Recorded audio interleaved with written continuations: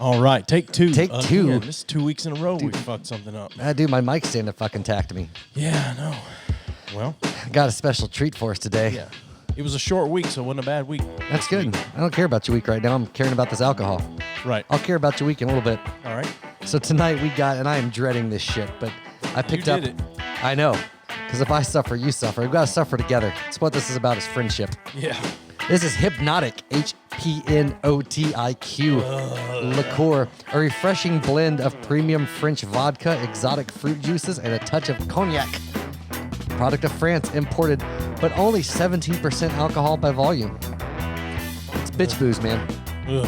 Hypnotic delights all of your senses with its eye-catching aqua blue color and refreshing blend of natural exotic fruit juices and premium spirits. Always served chilled on the rocks, straight mixed with cognac, Yeah. vodka, rum, champagne, or added to your favorite cocktail for a unique twist. Hypnotic.com, certified color added. Certified color. It looks like the kind of stuff you'd see in a movie or whatever where they pour something that's magical. Yeah. It looks like a healing Like it potion should, or something. yeah, it's a potion. Yeah. But hold Oh, on. Jesus. Oh, get a whiff of that. It actually doesn't smell terrible. It smells like juice. All right, you're right. It does not smell bad. So it might not taste bad. I don't think we're Might going to enjoy this, though. Well, Oh, you know what it smells like? Just like it looks, it smells like fucking like melted popsicles, like those cool pops, the blue ones. so I wonder if this is better as a mixer. It says like, I always look to see if it's. I'm so glad to see that you poured us 2 glasses and it bottle's almost gone. Yeah. Cheers. That's not bad. It's not. It's Kinda really like sweet. drinking Though. some kind of punch. Yeah, that's what I say. It's about like punch. Yeah. You can tell there's not a lot of alcohol. There's no burn at all. Did it say it has guava in it? No. I think I taste You guava think it's guava? You have a very refined fucking palate there, sir. or mango. Mango. It does have a little bit of a mango. Yeah, what the fuck's on your arm right It there? says exact. What the fuck's? I don't know what the fuck's. It's shit from your dog's mouth, Yeah, there you go. or a piece of tobacco from the Lucky Strike. I don't know which. Well, so we've got a chaser here, and we'll talk about it if we open it and drink it. I think second half maybe. Yeah, maybe. Yeah. But this is. I feel like this. If you mix this with something stronger, Yeah. it wouldn't be as bad. Like something that's not sweet, but it's got some kick to it. It'd be better because there's. It might not be bad with some gin. Yeah. I have some gin, so we can try that later if we want to. Yeah. It tastes like fucking juice. There we go. Drink some gin and juice. I would imagine though, if you were a lightweight young woman or man and drank a lot of this, it would give you the worst fucking I hangover. applaud you for being equal in the genders there. I appreciate it. Well, because there's some bitch ass little dudes too Sure. that couldn't handle. They're the ones sipping White Claw, and There's- I'm really feeling buzzed right now. Are you feeling buzzed right now? We should. I mean, I'm not gay, but we should just kiss to see what it's like. There's I mean, just let me rub your shoulders. It'll be. I'm just buzzed, man. I don't know. I feel good. a lot of young men that like White Claw. I know. There's a lot of guys pushing 30 that like White Claw. I know. It makes me ashamed to be a man. Yeah. I've only ever had the lime. So supposedly Like, black if- cherries where if it's you're at, watching but- your calories that bad, fucking drink gin or vodka or vodka. Anything distilled is fine if you're trying to No, bourbon's got much higher calorie count than a lot of other things. well, I'm not talking about calories. I'm just talking about like if you're going for the low Sugars. carb, that kind and sugar Yeah. and stuff like all Bourbon's got a lot of sugar it doesn't either. Go look it up. comparatively to other alcohols. Okay. Okay, So that's why it's sweet. this is your last week of vacation, right? Yeah. How was it? Did you go anywhere? No. course Did some old people shit. Painted the back deck. You did paint it? Yeah. Oh, okay. Doing the front one tomorrow. Oh, that's right. 'Cause you have 2 decks. That's Yeah. right. I And forgot then, you're rich. Got 2 decks like a possum. And that's a fork about to deck. sneeze again. Excuse me. But yeah, so I start the new gig on. Well, it'll be today when this airs, but Christ. Monday. Yeah. So the second job didn't. The second job or the one you wanted the most? The one I wanted the most. That's which is the second one. They I finally talked to them. They called me on Friday. Be like, well, we really like you for the position, but we haven't made, and we're going to make you an offer, but we haven't got all the final stuff done. We won't be able to let you know till like mid next week. I'm like, yeah, it's not going to work for me, guys. And then when I initially talked salary with them, like we're not even in the same fucking zip code. So, and That's what I was going to say is what are you going to do if they call you and offer you oh, the it's a no. job? I'm all about the money. I would rather have Well, I mean, way more until money. you said that. That's what was going to be my Yeah, question. so it's, whatever. And I'm still going to tell them, like, hey, if you guys will beat this, then I'll fucking take the job. Like, but they're not. There's no way. Right. Like, all the research I did salary-wise, I didn't even think about it, but it's all based on their New York headquarters. So all the salaries are a lot more, based on the area. And then when you factor it to here, because really right now I'm making way over my market value as a professional. I'm like 20 grand over my market value. Right. Oh, really? Yeah. 20 grand? Over my market value. Nice. Yeah. And that's just fucking bullshitting on my part, like working my way in, but, whatever. I'm not making over my market value. Yeah. I mean, I guess technically I am because I shouldn't be in the job that I'm in. Well, the same, yeah. So, I mean, I guess technically I am, but I'm not making more than what that position should be making around here. Right. Well, okay, I guess I'm based on not so much my position as much as with my background, qualifications, history, education. Yeah, I'm way, way over my market value. Well, if I, based like I said, based on that for this area on paper. Yeah, no. Yeah. But I'm getting paid about right for the position that I'm in. The position is a fair pay, just more than I'm worth. Yeah. And I say that with no shame. Why be ashamed for making more money than what you're worth? I'm not. You should. No one should. No.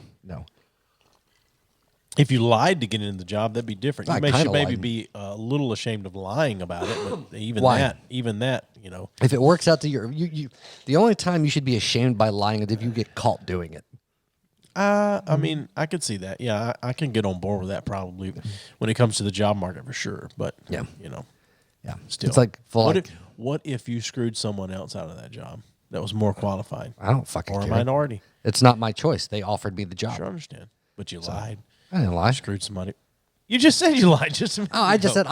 said lying might be strong. I talk embellished. I don't embellish about anything I've done because just you a can't. white person way of saying lied to get a job. But maybe I embellished my ability because this is like deals with some fucking particle physics and shit. I have no idea what this is, but I know I can learn the job. I'm not too worried about that, so it'll be fine. Well, so whatever. So I'm reading what you wrote over there. I'm just making some notes. I know, but you bitched at me last time for looking at shit you're writing down, but you shouldn't fucking write it down on an open table if you don't want me to fucking read it. All right. I'm just saying. I have the notebook out making notes, and you're the only one that needs to make notes. I don't need to make notes. Have it open. I don't need to make notes. I got you. I got a steel trap up above these eyeballs, sir. Of course you do. Sure. You know, it's funny. I can't remember shit. I know. But I can remember the layout and the floor plan of every house I've lived in since I was a kid. Yeah, I mean, I can do that as well. Right, but you also remember other things. But I'm saying that's like a weirdly specific thing that's locked into my brain. I can't remember anything that happened between this time and that time or between the times, but whatever. So, yeah. I mean, I told you earlier I didn't care about your week then, but I do now. So it was a short week, so it was nice. I don't, but we need to fill time with it to talk about. No, it was a short week, which was nice. I did realize though after we recorded last that I don't like recording on Friday nights. Yep. I do not like that at all. And I wonder if anyone has watched the video, if you could see at what point in the video that the buzz starts to kick in for me. Oh yeah, I forgot ended the episode with a buzz. Yeah, like a good buzz. And I should have pushed you to have one more. When you left, I thought to myself, because when we quit recording, progressively my buzz got a little stronger. Right. And when you left, I thought, is this going to progress into being drunk? Right. Because I quit drinking when we quit recording. Right. And it never did. Mm-hmm. But I still, as I went to sleep, I thought, man, am I going to wake up in a little while and be drunk? I should have pushed you for one more. I don't think you could have got me to one more because I was concerned that I was going to end up drunk and hungover the next day. And at my age, well, I'm not old, but I mean, I am, but I'm not. Yeah. Hangovers are awful. Oh, they are. They're the worst. And I get them way easier than I used to. Well, that limoncello tasted better with the whiskey that it was like, oh, this is nice. And that's the shit that gets you in trouble when it starts to taste sweet. Yeah. So I don't know. Whatever. Like this shit's so sweet. Like it's not bad, but it's not bad. It's really fucking sweet. It's like you melted a popsicle and put some alcohol in it. That's what the fuck I said like 4 times already. I'm agreeing with you. Oh, okay. Jesus Christ. You need to go back to work. Oh my God, All dude. of this not working and vacations. It's been nice, but I mean, I was thinking about it. I really haven't worked in fucking 2 months. Yeah. It's been fucking awesome. Except I've been restless as shit because I like getting out and doing. And I haven't gone out and done. You went and got a haircut today. Yeah, I did get a haircut today. You gave yourself a little mustache. Yeah, a little soul patch. It's the Blonde Thunder. I got you. Yeah. Yeah, it's something. Amanda hates it so much. My wife hates it. Well, she also hates because I gave it a catchphrase, which is "Ride the Lightning." She's not. She doesn't like that? No, she doesn't. Oh, really? Like that. Yeah, go figure. Huh. But it was time. I like to throw the mustache out every now and then, but I'm not going to keep it. I usually do on a weekend when I shave. I'll keep a mustache for a day or two, but Krista doesn't like it either. She can't stand it. Like I usually try to, for a new job, going in, I'll shave, be clean shaved when I get there. That way I can just kind of grow the beard in slowly so I don't look like a fucking hobo when I show up. That's funny. Because I got to set the expectations of this guy's going to be pretty good here. And then I let my personality win them over before I just start sucking at my job. I also have a consultation appointment at our friend Brian's shop. Oh, yeah? Born This Way. For a consultation to get this motherfucker covered up on the forearm there. Oh, yeah, that's right. For 2 reasons. Of course. One, it is the general likeness of the ex-wife, which nobody really likes. In the face. Right, in the face. Yeah, absolutely in the face. Because I remember when you first showed me that, and I got this photo for the album done of her, and I remember looking at that and going, that ain't fucking her. Right. But anyway, so I get that covered up for that reason. And also, I just, I'm wanting to do my bottom sleeve there. And so got to consult with those guys. So I'm kind of all of that. The other thing is the environment that I'm going to be working in, they're okay with tattoos, but this is becoming more and more considered to be being a pinup,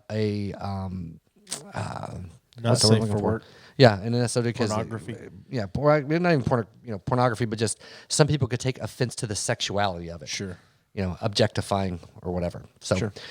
I'm going to get ridiculous. That. But I've got some cool ideas. We'll see what's going to happen. I do have an idea for my upper arm, though, that you're going to fucking dig when I start putting it together. Okay. You want to tell me what it is? No. Okay. I didn't think so. No. You're going to want to lick it when it's done, though. Am I? Oh, yeah. I doubt it, but all right. No, it'll make you fucking hard, dude. think You're so? gonna be horny as fuck when I get these tattoos. I think you've told me some of it. Yeah, unless maybe. you've I changed probably yours. have. I don't know. So, I don't care. one thing that's happened to me recently is because of the way the restaurants are doing a lot of curbside pickup, call ahead, that kind of stuff. Right. And even drive-throughs, like for fast food, especially if you go to Chick-fil-A, the line's out, but the people are out taking your order way back in the line and taking a name. Which Chick-fil-A has one of the most efficient fucking drive-through line systems. Their drive-through line is always long, Yeah. but you always get through it relatively quickly. Right. But anyway, they get my name wrong. I've had my name gotten wrong 3 times over the last couple of weeks, and I spelled it for them every time. Really? I spelled my last name. Joey is a complicated. No, I spelled my last name because I usually just go with the last name. Right. And I've spelled it, and every time it's been Manny, Manny. Okay. And the other one was like Maine or something like that. The other one was Maine. But I don't understand that for the life of me. I spell my name, and you still get it wrong. Yeah. So I don't know. Anyway. If you say your last name like you say Pulaski, then no wonder people don't fucking understand what you're saying. Sure. Okay. Yeah.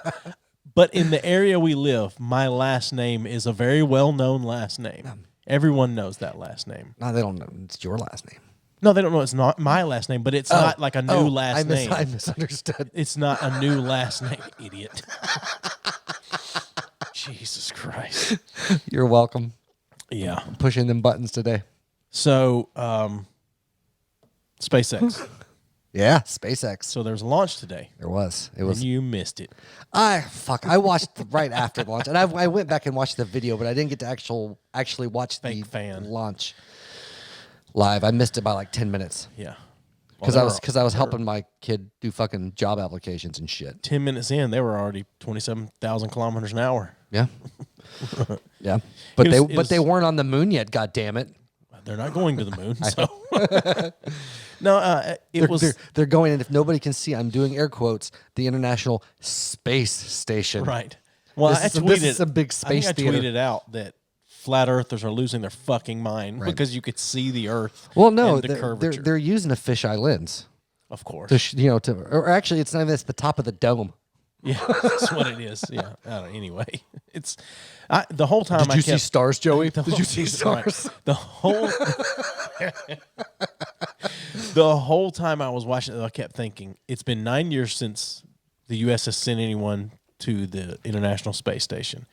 And this is a private company that's doing it. I think it's fucking amazing. Well, I say Elon Musk, sure, but he's obviously as a smart guy that's put these teams together that's had this vision. Absolutely. He didn't invent it, but because of Elon Musk, rocketry and space travel have excelled or have progressed more in the last 15 years than they have in the last 50 under the government's thumb. And so today, a lot of people don't realize how fucking historic today was to have a private company's made. I'm granted they teamed with NASA. No, I'm just kidding. I wouldn't surprise. Jesus. But if it would have been a fucking car, you'd have been like, oh God, that's so special. Oh my God. Did you watch the documentary, the car that went to space? It was fucking, fucking beautiful. But I mean, I knew the history about it before they even made the movie. Continue on. Never once said that shit to you. Never once. But anyway, but the progression they've done is fucking incredible. It really is. You forgot to hit record. No, I didn't. Yeah, I finally got you though, didn't I? Yeah, and briefly, I just looked to make sure, but I wouldn't have cared. We could have done this over. Yeah. All right. So, history being made. Yeah, history be just having a commercial entity. Yeah, absolutely. With a spacecraft. Who says that the private sector doesn't get shit done? Right. And by the way, how fucking badass does this shit look comparatively to like the bullshit NASA not threw just together? that though, but they land the that first stage on a drone ship. On a drone ship, they land it. Now they could have come up with a better name for the drone ship. No, that's the perfect name for the drone ship.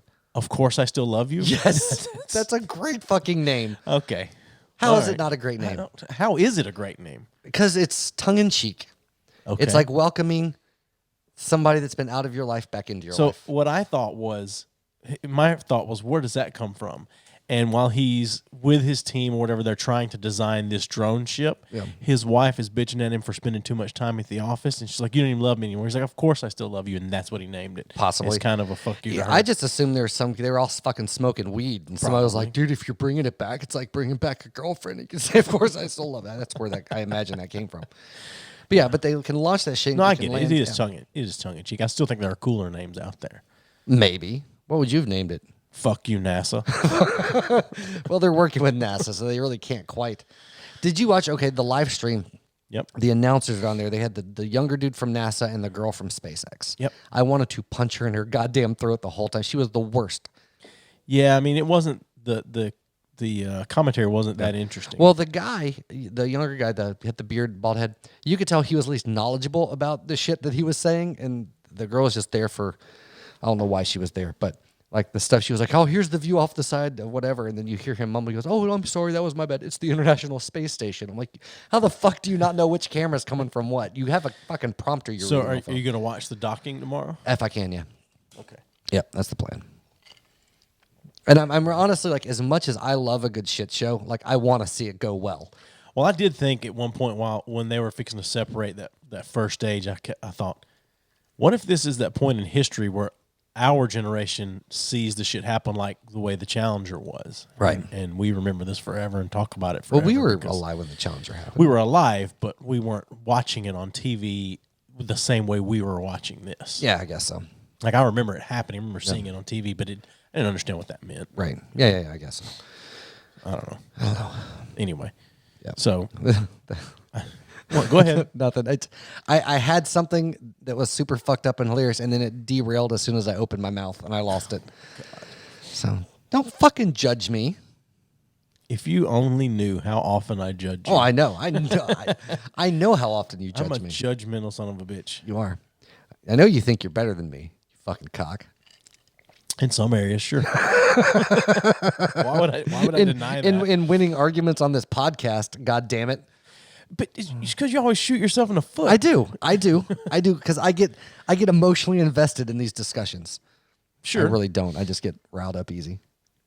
Well, you're right about that. You definitely get riled up easy. But anyway. No, I don't.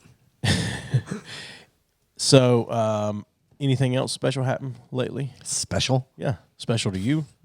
I've started watching Sex and the City with Amanda. I saw that. Yeah. So I've never understood now, because people a lot of times, like, that's such a girl show. It was an entertaining show back Not in the even day. entertaining.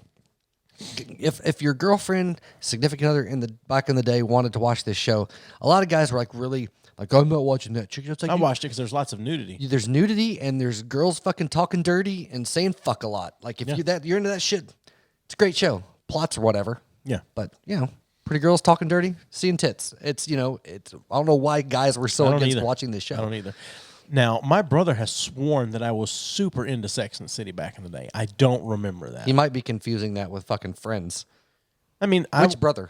David. Oh, really? Yeah, he's like, you used to talk about Sex and the City all the time. Like, I don't remember. I remember watching it. Right. But I don't remember I had being never obsessed watched with it, but I watched it quite a bit. But for those same reasons you're talking about. Yeah. Dirty talking, good-looking girls getting naked. Right. I mean, why did we watch anything in our teens and early 20s? To glorify like Jesus. That? Sure. I mean, I watched a lot of things that Jesus did not feel glorified. I didn't. I was so straight and narrow for the most part until not me. Or at least in the later half, like 16 on. Yeah. Yeah. All right. Didn't watch rated R movies. Never had alcohol. Didn't smoke. Yeah. Fucking. Well, that you weren't supposed to. And like when you go into the school that I went to, you had to sign like this code of conduct thing that you wouldn't watch rated R movies. You wouldn't do all this shit. College, right? Yeah. Yeah. And at the time, like I was gonna buy. I don't know why I agreed to. It was fucking stupid. But anyway. But in the I went fairness, to see The People versus Larry Flint in theaters because it was about a guy making porn. Nice. Yeah, and I think I was like 15 years old. My dad was like, "Yeah, okay, you guys can go see that." Yeah. I don't think he knew. Yeah, I don't think which he wasn't in church at that point. Well, let me phrase it. I saw some rated R movies, but it was like fucking Predator, Aliens, A Few Good Men, that kind of stuff. Yeah, military stuff. No, that was the one rated R movie with tons and tons of language that my mom gave a pass for us to be able to watch because she said that's realistic. The language used in that movie is realistic for if that were going on in real life, that's how the military guys and things like that would be talking to each other. Okay. And for whatever reason, realistic language, she gave it a pass on that. She loved that movie. I like the movie. I don't know if maybe she realized though that in the military, any type of, maybe because it was set in the military, but you watch any movie and however much profanity is there, you up it by a couple things, and that's the military. Sure, so, absolutely. Whatever. But yeah, I remember she wouldn't let us watch Friends after the pilot episode, I think. Right. Or maybe it may not have been pilot. I don't know. It's just too much talk about sex. They're going to do too much smashing. Yeah, too much talking about sex. Which I remember the first time, maybe I'm old, but somebody using the term, hey, we're going to smash. Like, that's hilarious. It's ridiculous. Did you smash, bro? Did you smash, bro? Smash? Yeah. Dude, what about that girl? Would you smash? Yeah. I'm picking up this girl later. We're going to go smash. Oh, my God. Bumping uglies. We used to call it back. Knocking boots. Knocking boots. Slapping skin. Being up in them guts. Oh, God. Trying to think what Stuffing else taters. So when Ellen came out, no more. We didn't watch the show Ellen anymore at the house. When No, Ellen of course not. You can't support gay people in the South. Oh my God. My parents were the same way. Do you remember when like fucking New Age became this big thing? Like, it's like everything was fucking. That's New Age. Yeah, but do you remember when Pokemon came out? We weren't allowed. Yeah, the Captain Planet. We weren't allowed to watch Captain Planet. I don't remember not being because able to watch they said Captain they refer to the Earth as Gaia. Oh, and that's paganism and New Age. Of course it is. So is Easter. I remember. I might have said this. Did I tell you about Karen and them about they're fucking praying for visions and shit and wailing? Oh my God, that didn't surprise me. But no, they were praying for that God would give them visions of hell so they could better. You did tell me about that one time. Fucking weird, man.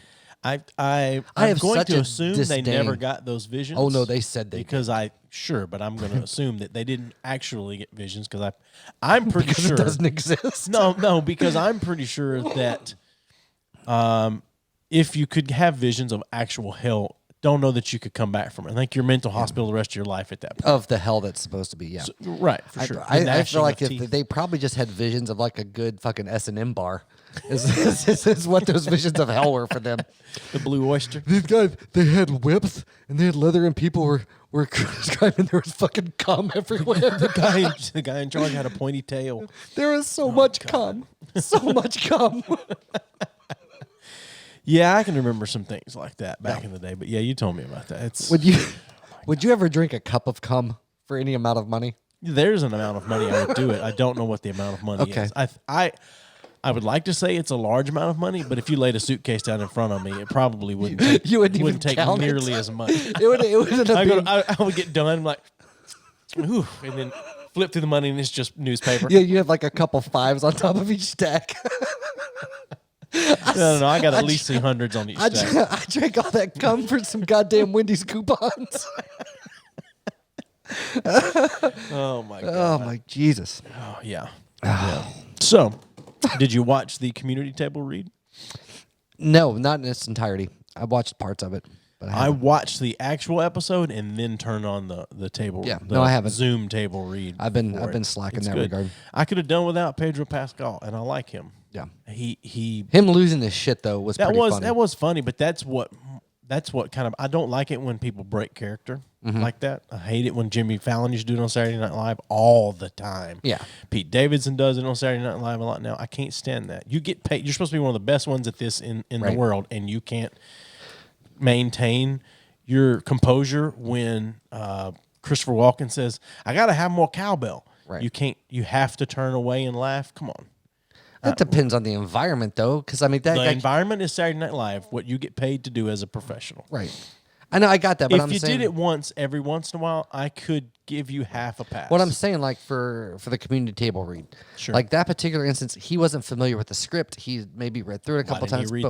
He may have, but when he's saying it out loud for the first time, it can come across as ridiculous. It wasn't a character role he was usually in. Professional. He should have been saying it out loud in front of a mirror. That doesn't change it in the moment. How often do you see bloopers of people doing takes and breaking character and laughing and shit? Yeah, but when the money's on the line, they get it done. Not a single other person broke character or laughed during. Not like that. But here's the thing. I'm not going to say that they did or didn't because I don't remember. He stands out so much to me because he broke so much. He broke so much that he had to talk about how he couldn't say it. Did you think that maybe he didn't get the script? I've never seen the word sperm this much. Maybe he didn't get the script until like right beforehand. He was a last minute call-in. No, I doubt that. You don't know? I don't know. Dan Harmon's a cock. He could have done that. Hey, we want you to come. And it's like, okay. Okay, by the way, here you go. I don't know. Mm-hmm. I don't care. Okay. I neither know nor care. Okay. No, look, it just bothers me when people break. Let me know next time you're in the Mandalorian, and then we'll talk. Sure. Okay. Yeah. This is the way. This is the way. No. Anyway, I watched the table read in its entirety. Fake fan, and I enjoyed it. I did. That bothered me a little bit. I'd still Walton Goggins is much better. Walter Goggins. Yeah. Walton Goggins is much better in that character than Pedro Pascal was. Oh yeah. But anyway, of course he was, because Goggins is amazing. How far are you into rewatching Community now? Did you finish it? Oh, I finished it. Yeah, I finished a while ago. I'm about 2/3 of the way through season 6. Okay. You know, I remember liking season 6 a lot because I was just thankful to have a season 6. Mm-hmm. It's not as good as I thought I remembered it being. It's good, but it's not as good as I remember it being. Well, I also know, though, they had an incredibly, a much, much smaller budget than what they have. They said, like, Allison Brie in an interview said they were in a basement recording. Because I heard that they bankrupted Yahoo.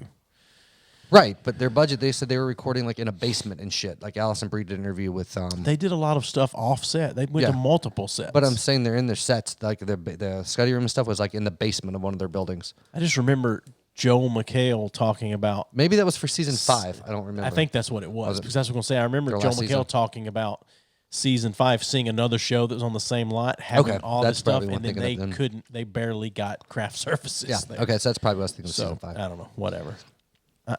But Dan Harmon seemed happy to be like I've seen parts of the table. He seemed happy to be there. The thing that stood out the most to me is how happy Donald Glover seemed. Yeah, and he hasn't seemed happy in a long time.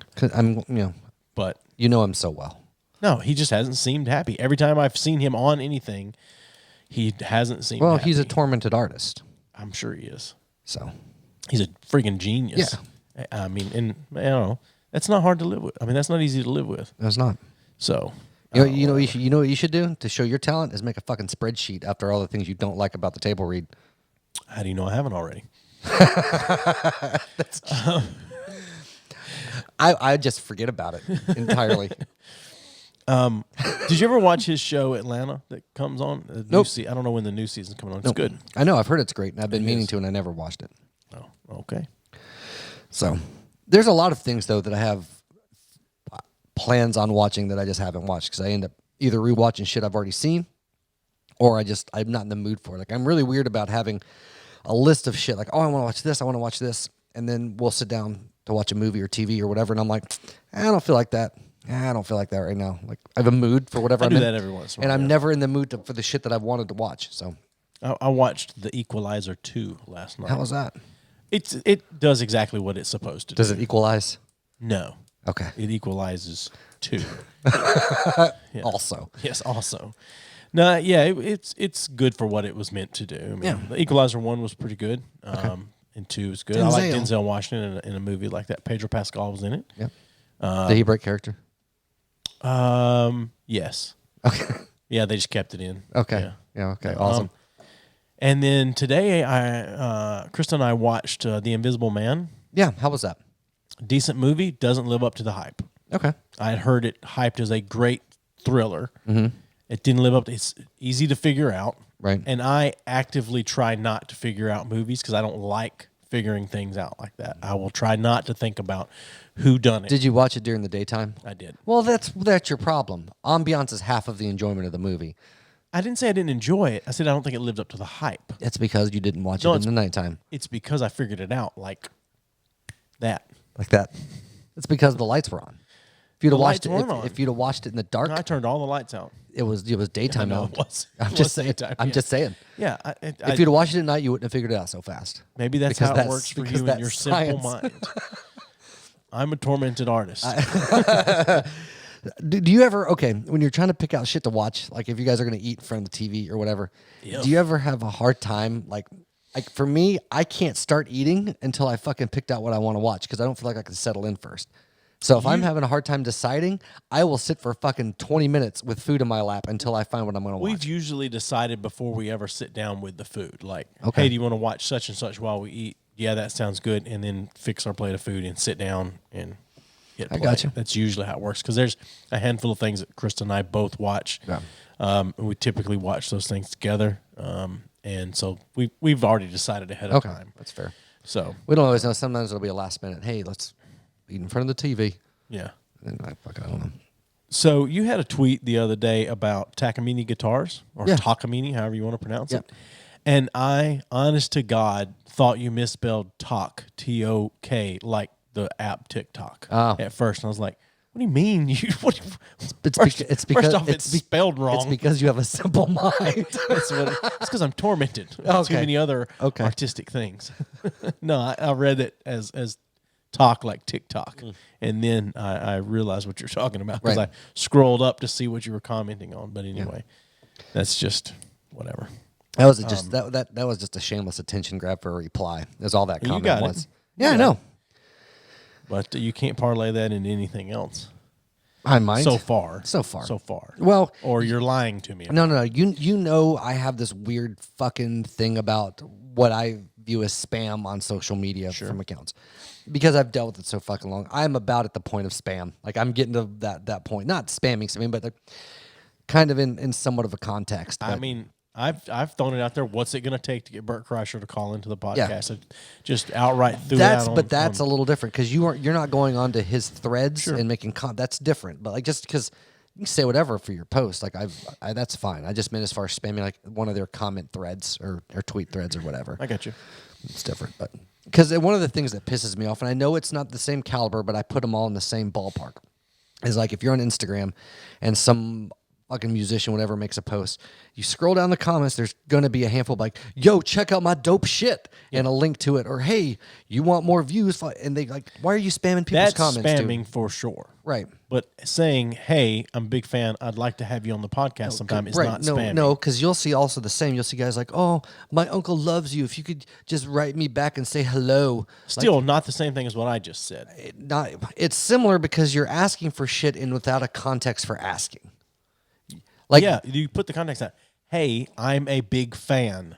But it's Call not in the into my context. Like podcast. I look at social media posts as a conversation. That's your problem. No. And by conversation, I mean if you've posted on like the one I come the other day, he posted about a guitar, whatever, or the pictures of the guitar, and I said, hey, I've never been a fan of these guitars until this. It was relevant to what he posted. Absolutely, it is relevant It to wasn't what he posted. it'd been different if I'd have said, hey, I like those guitars. Want to come on my podcast? Like that's not, and talk about them? Like that's not irrelevant in the vein of what he's talking about. But it is It's relevance because you're saying you want to come on this podcast and talk about them. Yeah. So it's relevant. Loosely. Very fucking loosely. It's absolutely about what he's talking about. It's using something that he's just putting out there to try to get something in return. That's spammy as fuck. I disagree with spam. It's thirsty. It's spam. It's a type of spam. Fine. Like, we get people all the time messaging, hey, you don't know me. You want some podcast mixed? That's different. No. That is not the same thing. People comment on our shit, hey, follow for follow? I understand that, and I don't really consider that spam. Oh, Jesus Christ. But that's trying to, not from a money standpoint, but sell you something. Uh-huh. They're bartering with you. But Right. if you replied to that, after he replied to you, if you had replied at that point and said, hey, big fan, I would like to have you come on our podcast sometime, if you've got time. And then tag the podcast and be done with it. That's not spam. You're not hounding anybody. Yeah. It's not spam. It's not in the same ballpark as what you're talking about. It's not even the same fucking sport. It depends on how the fuck you approach it. Like I said, in that context that you just in the context you just gave me, I would agree with you. I still think what I said at the beginning of this. No. Hold on. In that context, because it's within the conversation. It's not my opening fucking comment. Sure, but that's what I said from the start, and you said it's still spammy. It kind of is. Maybe the better way to put it is I feel like that it's fucking not appropriate. It's not a professional way to go about it. Jim from The Office. No, my point being, it's not a professional way to handle shit. And I think anything that's super amateur, I look at it as spammy. Because these guys at any given time get 1,000 people doing the same fucking shit. It's fucking spam. You might not be spamming yourself individually, but you're a spam in the sea of fucking spam. You're just a part of that shit. Okay. No, you are. There's no question about that shit. Because you're not going through any professional channels. You're harassing basically somebody on social media about Social media is a professional channel now. No. Yes, it is. Artists are using that for their professional gain all the time. For the professional gain. I'm talking about for professional communications between artists to get interviews, to get shit. It is not a professional platform. Artists are using that for that kind of stuff often now. Give me examples. I can't give you a specific, hey, this person posted this the other day. But really, if you Mr. Wanting examples, through, so you just heard this. You don't know any specific person. I've read them. I can't say to you, give me an hey, example. The other day, Bill Burr said this to so-and-so. I can't tell you that. But I can tell you, I've read plenty of times where an artist says, like, I would love to have so-and-so on my podcast. I've seen Bert Kreischer do that before. I can't tell you who he was tweeting it to, but I've seen Bert Kreischer throw that out there in a long list of tweets about this person. Hey, I'd love to have so-and-so on the podcast at some point. Okay. But again, he's posting that from his actual thread. If you were saying... No, I'm not saying from his thread. Just in the conversation of tweets about whatever's going on with said celebrity. Okay. Is he on that celebrity's thread specifically talking to them? I don't know that it's that celebrity's thread, but it's a thread of people talking about the celebrity. That's fucking different. It's not different. It is. No, it's not. It absolutely is. If you're talking about someone, if on our B3F Twitter, if every fucking tweet was, hey, we want to have at so-and-so on this podcast, we have ads, fine. That's not fucking spamming them. You're putting your shit on your own account. But that's not what we're talking about. I know. But that's what you're saying essentially, like Bert Kreischer is doing, except it might not be on that page, but it's a different conversation having to do with that person, whether it's his thread or a friend's thread, what the fuck ever. That's not professional communication. Because I guarantee you it's being used as professional communication. No, it's being used as communication to get shit out. No, because going through that is still going through booking agents, agencies, personal email. That shit is not getting officially booked and set up. You know how many comedians book each other on their podcast not going through agents and booking agencies? They call each other directly, text, direct message, possibly. But if you're fucking peers, that's a completely different thing than a couple fucking douchebags in your basement sending people out. No. You're not a musician. No, I'm not a musician. How are you not a musician? I don't do it professionally. I'm a hobbyist. That doesn't make you not a musician. That doesn't put me as a peer, somebody that does it for a living. Tomato, tomato. No, it's not a peer. Like a colleague or even a colleague. Like if you and I both worked in the same fucking industry and I'm tweeting at you for whatever and we connect that way, we're in the same industry. If I'm some Joe Schmo that's wanting to get something out of you, which is what we're fucking wanting, is something out of them that will not benefit them, but will benefit us. That's fucking spam ass bullshit. Okay. Like, it'd be different if we were like, hey, we have this podcast, so you could get some great exposure. We could get some great exposure. It's a mutually beneficial thing. I would look at that differently than as a couple fucks that have nothing to give that are just wanting something for their own benefit. That's fine. We can agree to disagree on this. The initial statement, you're wrong. The initial statement that I made to you is not spam. I even got you to come back and admit as much. Okay, say it again then, because I feel like we've gone all over the fucking place. When he made that post and you made your post, had you come back after that and said, hey, big fan, I'd love to have you on the podcast sometimes if that works out for you. So however you word it. So for me, that wouldn't necessarily be as much spam as it still is inappropriate because it's not in line with the conversation that's being had. Whatever. And the other reason behind that is because when you just put it out there like that on the public thread, like I'm fine with sending a DM or sending a message, completely different. Okay. But like on there, it also opens the door because if he does reply to you, puts them in a position. If he says, yeah, man, hit me a DM, every other fucking asshole at the podcast that wants him on is going to be hitting up on the same threads. Sure, but what they would do is that they would DM you instead of hitting you in the comment thread. They would then DM you and say, hey, yeah, I'd love to, or I'll try, email me here or whatever. Possibly. If they have any type of brains about themselves, I will give you this much. This is a huge part of my inflated sense of justice and what I feel is the right way to go about things. Okay. I'll give you that. I'll give you that. But I fucking adamantly will stand by the fact that this is what I think it is. And I fully expect you to stand by that. That's fine. That's why I said agree to disagree. Yeah. It's all right. But I'll do that shit all the time. Yeah. I will not go on and actual spam somebody, but I will do that. Absolutely. Yeah. If you don't like it, start controlling. That's why nobody likes you. Start controlling our social media. If I did, you just go fucking behind my back and ruin that shit. I wouldn't. I promise you. I would love to hand that over to you. Really?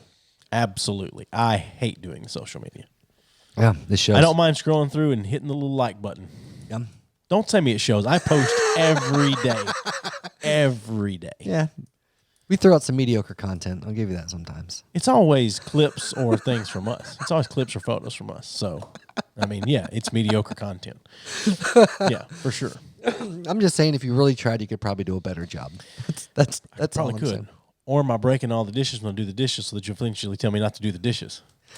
I don't care enough. I know. I will let this shit just go down the fucking toilet. Yeah, I know. I know. You don't know. You know I love doing this with you. So you want to? No, you don't even comment on that shit, you fucking cock. It's flattery. Will get you nowhere. Flattery.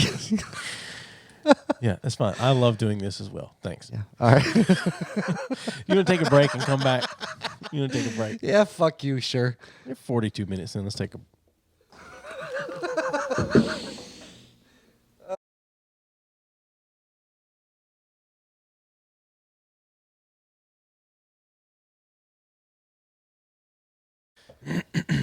Yeah, I caught you in the middle of that. That's what I do.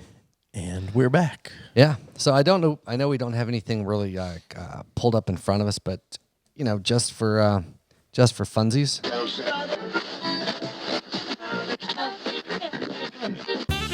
Let's do a couple news stories. All right. Even though SpaceX would have been news, I guess. All right. So one of the other topics I had written down here, I'll start with this one here because I just found an article. Adam Carolla makes history with 1.1 million live video streams of the Adam Carolla Show. Well, shit. Yeah. He's the Guinness World Record holder for most downloaded podcast? No. Yeah, officially. So Saturday, May 23rd, Adam Carolla made history with 1.1 million video streams of a live episode of his podcast, The Adam Carolla Show. That was a joint collaboration between LiveX Live. So this article is from Forbes. LiveX Live is a video entertainment service, and then his the network he's on is Podcast One, which produces the Adam Carolla Show, Dr. Drew, Stone Cold Steve Austin Show, multiple shows. I think Shaq's podcast is on there as well. But fuck, Shaq has a podcast? Uh-huh. Nice. It's the big something with Shaq. Of course it's got the big in the name. Jesus. So let's see here. The article says, video podcasts have been made before, but never to this scale or with this many views. The show was produced on the heels of the news that LiveX Live will be acquiring Podcast One in June. As of this weekend, they've hosted over 1,000 artists on its streaming platform. And this new union is big news because Podcast One has generated over 2.1 billion downloads per year. Jesus. And produced more than 350 episodes per week. Yeah. Let's see here. It's interesting because I really, and not denying that he can be funny and talented, but I've never really fully understood the appeal of Adam Carolla. Oh, yeah? Like, I don't dislike him by any stretch of imagination, but I feel like there are far more talented guys that do what he does. Like what? Say what he does. Well, as a podcast host, comedian, I guess, whatever. Like, I don't. He's been on some, I guess, helping some kind of cool shows over the years, but I don't like him. Like, I don't know if it's a personality thing or how he. I don't know. I've never been a huge fan of Carolla. I got you. Yeah. So the only thing I could say about like when he goes out and does the solo stand up is that I don't know any other comedian that's doing what he does because it's all random topics generated by the audience and then he riffs on that. And but anyway, that's one of his. Maybe it's his face. Like his face just bothers me. His unibrow and all that. But no, he's known for ranting. I mean, he has some golden rants, and he's a very intelligent dude. Like I'm not down or downing on him at all. I'm just saying like he's been one of those guys that like I can appreciate what he does, and like I'm not saying it's not funny. It's never been a connection point for me that I've been like, oh fuck, I love this guy. I mean, obviously I knew him from Loveline and The Man Show, and then Crank Anchors from way back in the late 90s, early 2000s. But I stumbled across him when he had a radio show. So when Howard Stern left radio and went over to Sirius or whoever, wherever he went at first before they joined, Carolla took his place on the radio station that broadcast the Stern show in L.A. And I was looking for radio stations on the internet at work that I could listen to while I was sitting at my desk. And I found 107.7 The End out of Seattle. And I knew of that radio station because of MXPX and some things like that. They were big into like indie rock and punk rock back in the day. And I tuned in the morning, and they're 3 hours behind us. So when I tuned in, they were playing the Adam Carolla show, the morning show that he did, and loved it. I just loved everything they were doing on there. And Joel McHale used to come on every Friday, and Zach Galifianakis came on lots, things like that, and I liked it. And so when he left radio and went to podcast, I just followed him to it. And 10, 11 years ago now, I've been listening to the podcast for that long. He's lost fans and gained fans since then. So he's definitely... He's not for everybody, but I did like Loveline a lot back in the day, but mostly I was a horny teenager and learning anything about sex. I was 100%. Absolutely, yeah. Maybe that's partially why I'm as sexually fucked up as I am now, but whatever. Well, so I didn't know this at the time, but Dr. Drew was doing Loveline in '85. Yeah. It was insane. That's insane how long he had been doing that. Yeah. Anyway, to finish this off real quick, the show that broke the record was live from the Houston Improv. And it started with him interviewing Congressman Dan Crenshaw about his life as a Navy SEAL and different things like that. But anyway, 1.1 million views. So live streams anyway. That is on. We need to up our game. Yeah, a little bit, a little bit. But anyway, if we broke 100 streams on one episode, I would fucking jizz my pants at this point. Sure. Yeah. And I don't mean over time. I mean like if we released Monday and like by Wednesday, I'd be like, holy fuck, we're famous. God damn, break out the fucking box wine. Shit's time for a celebration. So you said you've got something. I do. Do. You need me to look up something? No, I won't read because I can give you a synopsis of the current. You can look it up later. But so there was, and I might fuck up a few details, but there's a couple, and they're social media influencers. They have a YouTube channel, and it's mostly like parenting, housekeeping, bullshit like that. A few years ago, they had this big thing they raised money for, and they adopted a Chinese kid with autism. Okay. They already have 4 of their own fucking kids. Adopted this kid because God moved their hearts to do so. Anyway, so they raised all this money. They've got all these promotions. They've got sponsors, all this shit. A lot of it was due to adopting this kid and them documenting whatever. They fucking gave the kid away. Did you know if you adopt a kid legally, you don't have to have the same rights? You can give them to someone else and basically sign a notarized letter. You don't have to put them up for adoption. Yeah, you can give them to someone else. Interesting. Anyway, they decided it was too hard, and they gave the fucking kid away. I mean, at least they were honest with that and didn't fuck the kid up. No, they tried not to. They didn't they gave this tearful thing and like it was really hard for us. And no, Probably was hard for them. No, it wasn't. They were using that kid for cash. cash. Do you know them personally? Dude, if you are, yes, I know people like that personally, and they fucking it was probably harder than they thought it was going to be, but they got all this attention and this like fucking social media fame for adopting and being these kids, and then they're just Understand that, yeah. But after you have this kid for like 2 fucking years, and it wasn't like it was a child. It was, I think the kid was like 10 or 12, like old enough to be like, oh, I have a home and you love me. Oh fuck, you're giving me away to someone else. Like they fucked that kid, man. Yeah, that definitely probably has had an impact. But they were coming out on their reviews and crying and be like, "This was hard. We didn't do it. It was just so hard. We didn't know." But you were just saying you knew the kid had fucking autism when you adopted him, and there was a language barrier when you adopted him. To do it for 2 years, I'm like, yeah, this is what we thought it was going to be. We're just going to fucking. It's not like you got a fucking dog that was chewing your goddamn rugs, right? You know, it's another human being that you're like, yeah, no, we're good. We're good. I've had enough of this shit. Jesus. Yeah, like I can understand if you gave away one of your own kids, you know, that you've raised and be like, you know, I've had this fucker for 10 years. This kid sucks. I want to get rid of him. But, you know, when you've like gone out of your way to like pull a kid out of his home country, even if you're bettering his physical situation or hers, I don't know if it's a boy or girl. And then like, oh, I'm going to take care of you, especially you have a home now, you're loved now. Whoever was there didn't love you. Just kidding. I feel like this article didn't bother you as much as it made you laugh and made you happy to be able to laugh. It bothered me. Well, it did make me laugh, but at the same time, I'm like, what fucking shitty ass people? Like that is like bottom of the barrel. That's some Christian church bullshit, is what it is. You think so? Oh yeah. Well, they tout their love of God. Sure, I understand that, but I'm just saying. Oh, I'm just saying, but that's some like they did it for the. Like the reason half of the fucking church people won't adopt fucking kids here in America, and I'm not saying all won't, but a lot of them, the big thing is to adopt kids from fucking third world countries because it's like a goddamn fucking church badge of honor. You've gone and helped them. That's with most everybody. I mean, you look at Angelina Jolie. I mean, get patted on the back. But that's what I'm saying though. But it's especially in church. You hear bringing all the time heathens into the flock. Exactly. And then it's like, oh no, this is a little harder than we want. You know, it's like, fuck you, man. Like, fuck those guys. And I'm sure I've mentioned it on here before. My wife has mentioned adopting. Yeah, we've talked about before, this. But wanting to foster, and I just don't want to do it because, you know, I would like the freedom once all my kids are finally gone. Right. I mean, my daughter's birthday was yesterday, so she's 19. So I'm starting the last year of having a teenager in the house, and so But, you know, I was thinking about it yesterday. I'm like, wow, it really is getting very close because my youngest son came and got his bed and things today where he moved out. And I thought, I really am getting close to all of my kids moving out of the house. And we've talked about the differences in the way we feel about our kids or whatever as far as liking being around our kids, which that could all change for you once they hit teenage years. Maybe.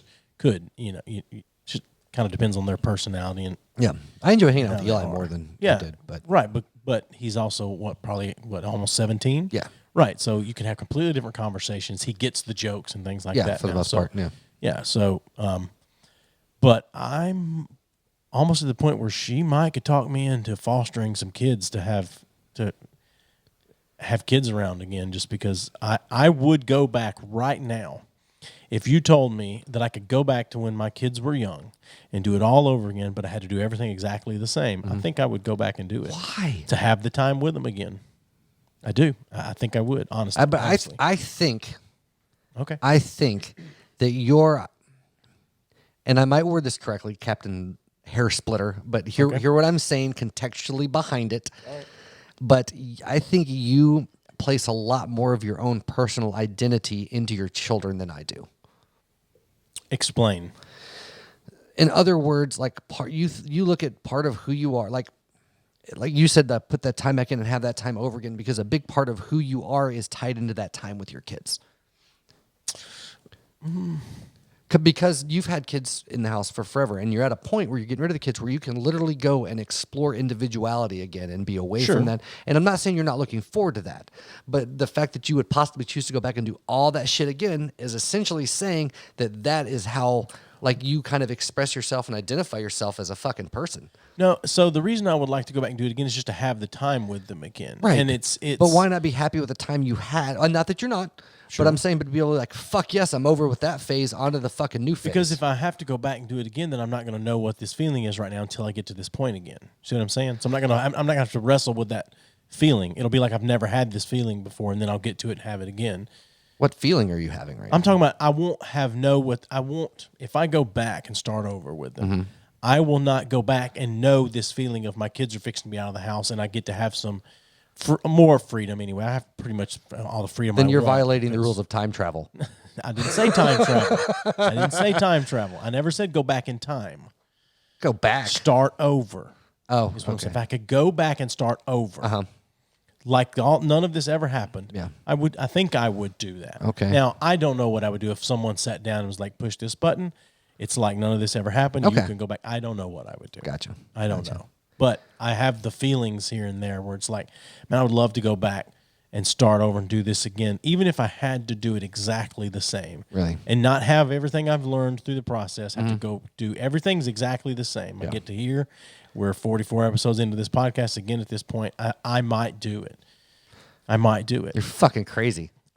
I like being around my kids. And that's I like fine. the time with my kids. That's I even really outside of that. 2 out of the 3 were here last night, and the only thing that could have made it better is if the third had been here. Yeah.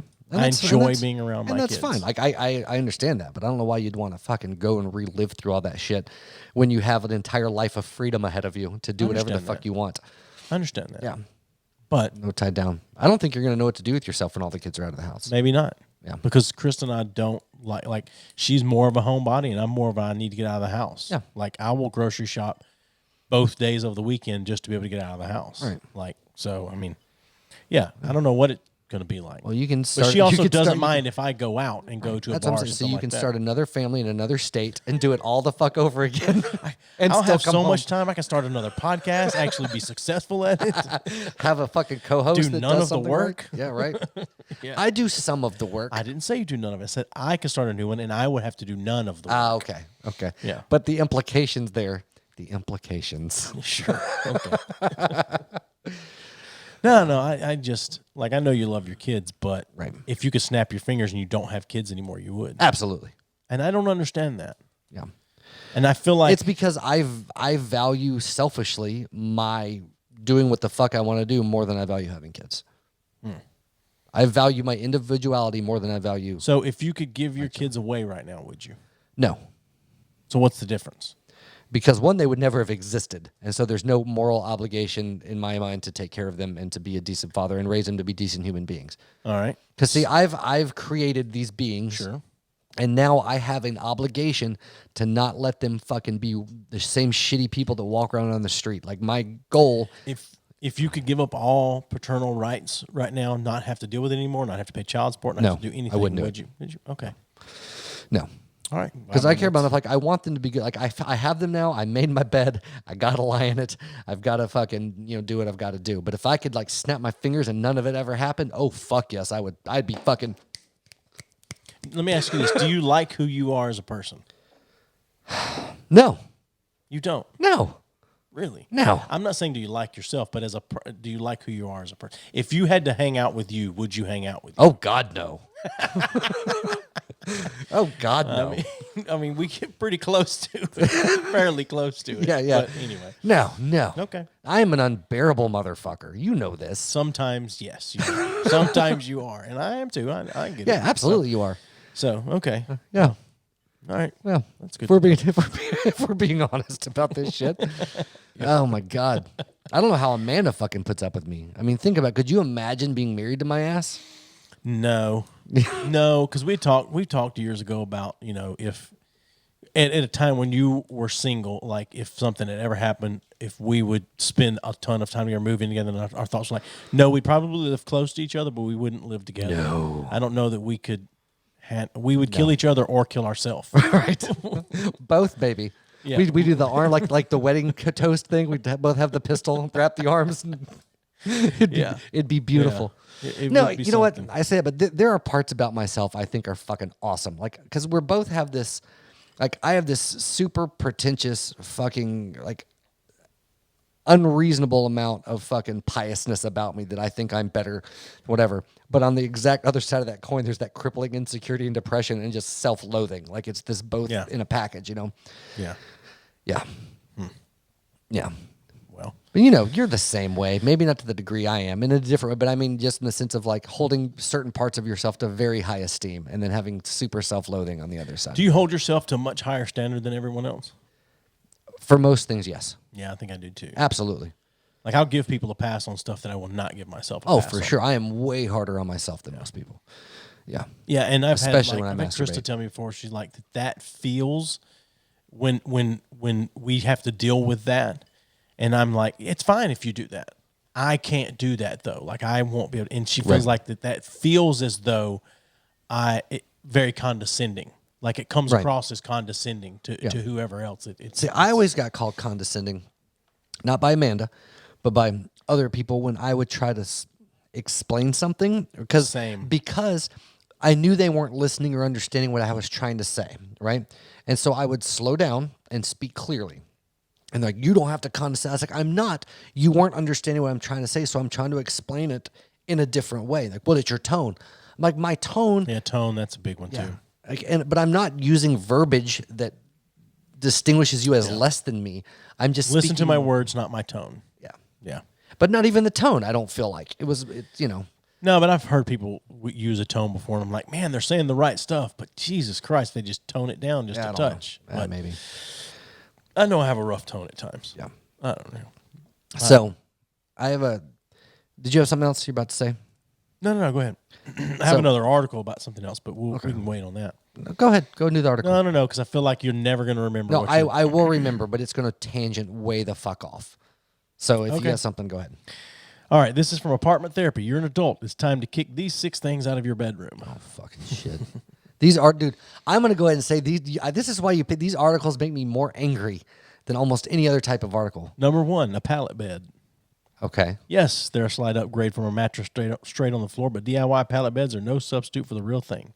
Oh, fuck. Once considered a beacon of hipsterism, a trend with the movement toward minimalist design and recycled fashion, pallet beds aren't comfortable, and as far as environmental impact goes, well, there are better ways to recycle.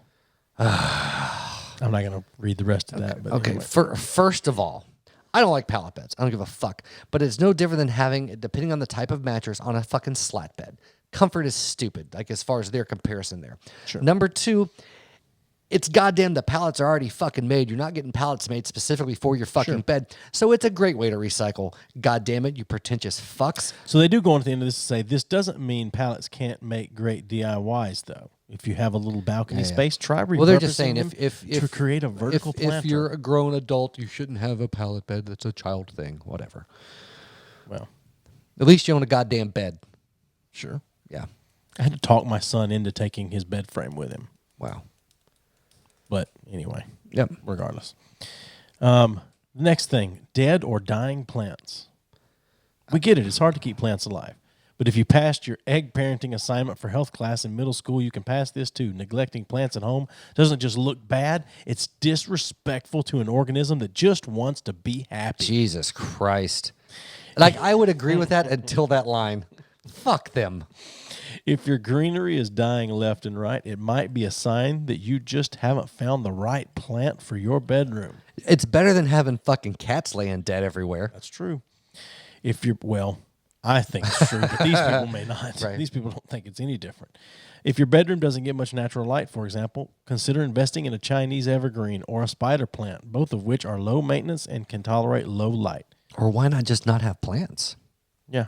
Or get something like succulents and cactus or something like that. Or don't get fucking plants. I understand that, but if you want plants and you have trouble with it, then you get something that's extremely low. I want to put cactus and succulents in our flower bed because I want to have something out there, but I don't want to have to go out there and water it all the time. But if you realize that you kill all of your plants, then maybe it's time not to have. Because people that, you need to get a plant you can take care of because all of your plants are dying. If you had fucking animals and they were all dying because they were like, you just haven't found the right kind of animal to have yet. Yeah, you've killed all your dogs from neglect. Maybe you're more of a cat. Oh, you've killed all your cats. Hamster yeah, person. maybe you need some hamster. Fuck. If you're not good at it, don't do it. So, speaking about animals, I saw this video my daughter showed me last night, and there's I guess the mother is sitting on the bed and they have a snake, and it's a small snake, 12 inches long or so. The slippery snake. Yeah. And the mother, whoever's got their hand out, and the snake's kind of starting to crawl up it, and there's a little kid sitting there, 2, maybe 3. Okay.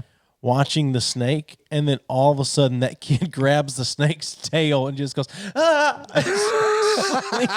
round and round and round. Lasso I style. laughed so hard. That's at awesome. that. I mean, I don't get me wrong. I don't want people to harm animals, but that was just like, because that kid had no clue. It's a snake. It's not really an animal. And then my instant thought was, I'd have loved to have had a GoPro on that snake's head. Yeah. Just hear and see that snake's point of view. All right, give me the next one on this fucking list. All right. This is only number 3 on this goddamn list, isn't it? Sure. No, that was 2. This is fixing Yeah, that's what I'm saying. This is 3. Curtainless windows. Okay. Whatever. Yes, plain blinds will do the trick when it comes to offering privacy in your space, but by themselves, they make a room look a bit bare and uninviting. What if you don't want people in your fucking room? The look is more dorm room than design savvy and makes it look like you never really finished moving into your space. Oh, my God. Hanging curtains, which you can do by yourself in an hour or 2, can tie together your design scheme. I feel like this article was was sponsored by Big Curtain. Plus, that pulled together look definitely communicates I'm a grown-up who owns a drill and cares about finishing touches. So, you know what's funny is Amanda and I both hate curtains. Oh, yeah? We don't have any curtains because we dislike. Now, blackout curtains to me are different. I like them because I like my house being like a fucking cave. But as far as decorative curtains, no. We refuse to put them up. Okay. Yeah. I just saying, I think it's funny that that's a... Because this is geared towards single people that are trying to adult. Yeah, I hate that term. I know. I do too. I can't stand that. That's why I used it. Adulting is hard, Joey. Oh, God. I adulted today. Jesus Christ. Go ahead. I'm waiting on the next one. Broken dresser drawers. Okay. That would piss me off. Let's face it, you probably have insufficient closet space. Dressers are a great solve for that, but cramming too much stuff inside your drawers can lead to breaking or sticking. But regardless of how cheap or expensive their furniture is, adults take care of their stuff and don't let broken things sit around. It's time to fix that. Why is like verbiage like that? Why is that even a necessary thing that adults take care of their shit? You should be taught as a fucking kid to take care of your shit. Well, whatever. This is good news. This is an easy chore and won't take you long. First, remove the drawer, remove the problem drawer, and take a look around in its slot. Do any parts need replacing, or any screws are loose? I'll look in your slot, bitch. If any metal pieces are bent out of shape, a pair of pliers is all you need to reposition them. And if a screw's falling out, you know what? I'm going to go ahead. I'm going to interrupt all you. you need to put it back in. It fucking infuriates me how fucking helpless and stupid young people are right now. Well, people in general, but especially young people. Because we've mentioned this before. You have the entirety of human knowledge that we have available in your goddamn pocket on a fucking phone. And nobody thinks to fucking look shit up. But I think that it's people our age and older that has failed them because they don't even know where to start to look up stuff. Maybe to a point, but part of it's because we allowed the school system to get because it's all just regurgitation. Like you'll never learn how to learn schools. Maybe, and maybe we have failed them to a point. But like even so, like from time to time, Eli will ask me a question. I'm like, look at the fuck up. Like I know the answer. I could tell you the answer, but I'm not because it's something you should have looked up before you. If you've made an effort to learn it and then want to ask me, okay. If you've never even tried, no, I'll tell you to go try. If you're trying to figure something out and you have questions, then I don't mind asking me or whatever. I'm not going to do it for you. Or Right. I don't mind doing it with you and standing there going. Depending on what it is. So like I taught Gabe how to change his brakes. Yeah. And it's like because he needed his brakes changed. And I said, you're going to, you sit here and watch and I'll tell you what to do. And then maybe the next one you can do or whatever. Right. And now the first time Matthew had a flat tire, though, I made him do it. And I just stood there in the school parking lot and said, no, valid. Yeah, now do this. Yeah. Now do this. Yeah. Well, that's a valid thing. I mean, all those are valid. But I'm talking about more like, hey, what is, where does something come from? It's like, Google it.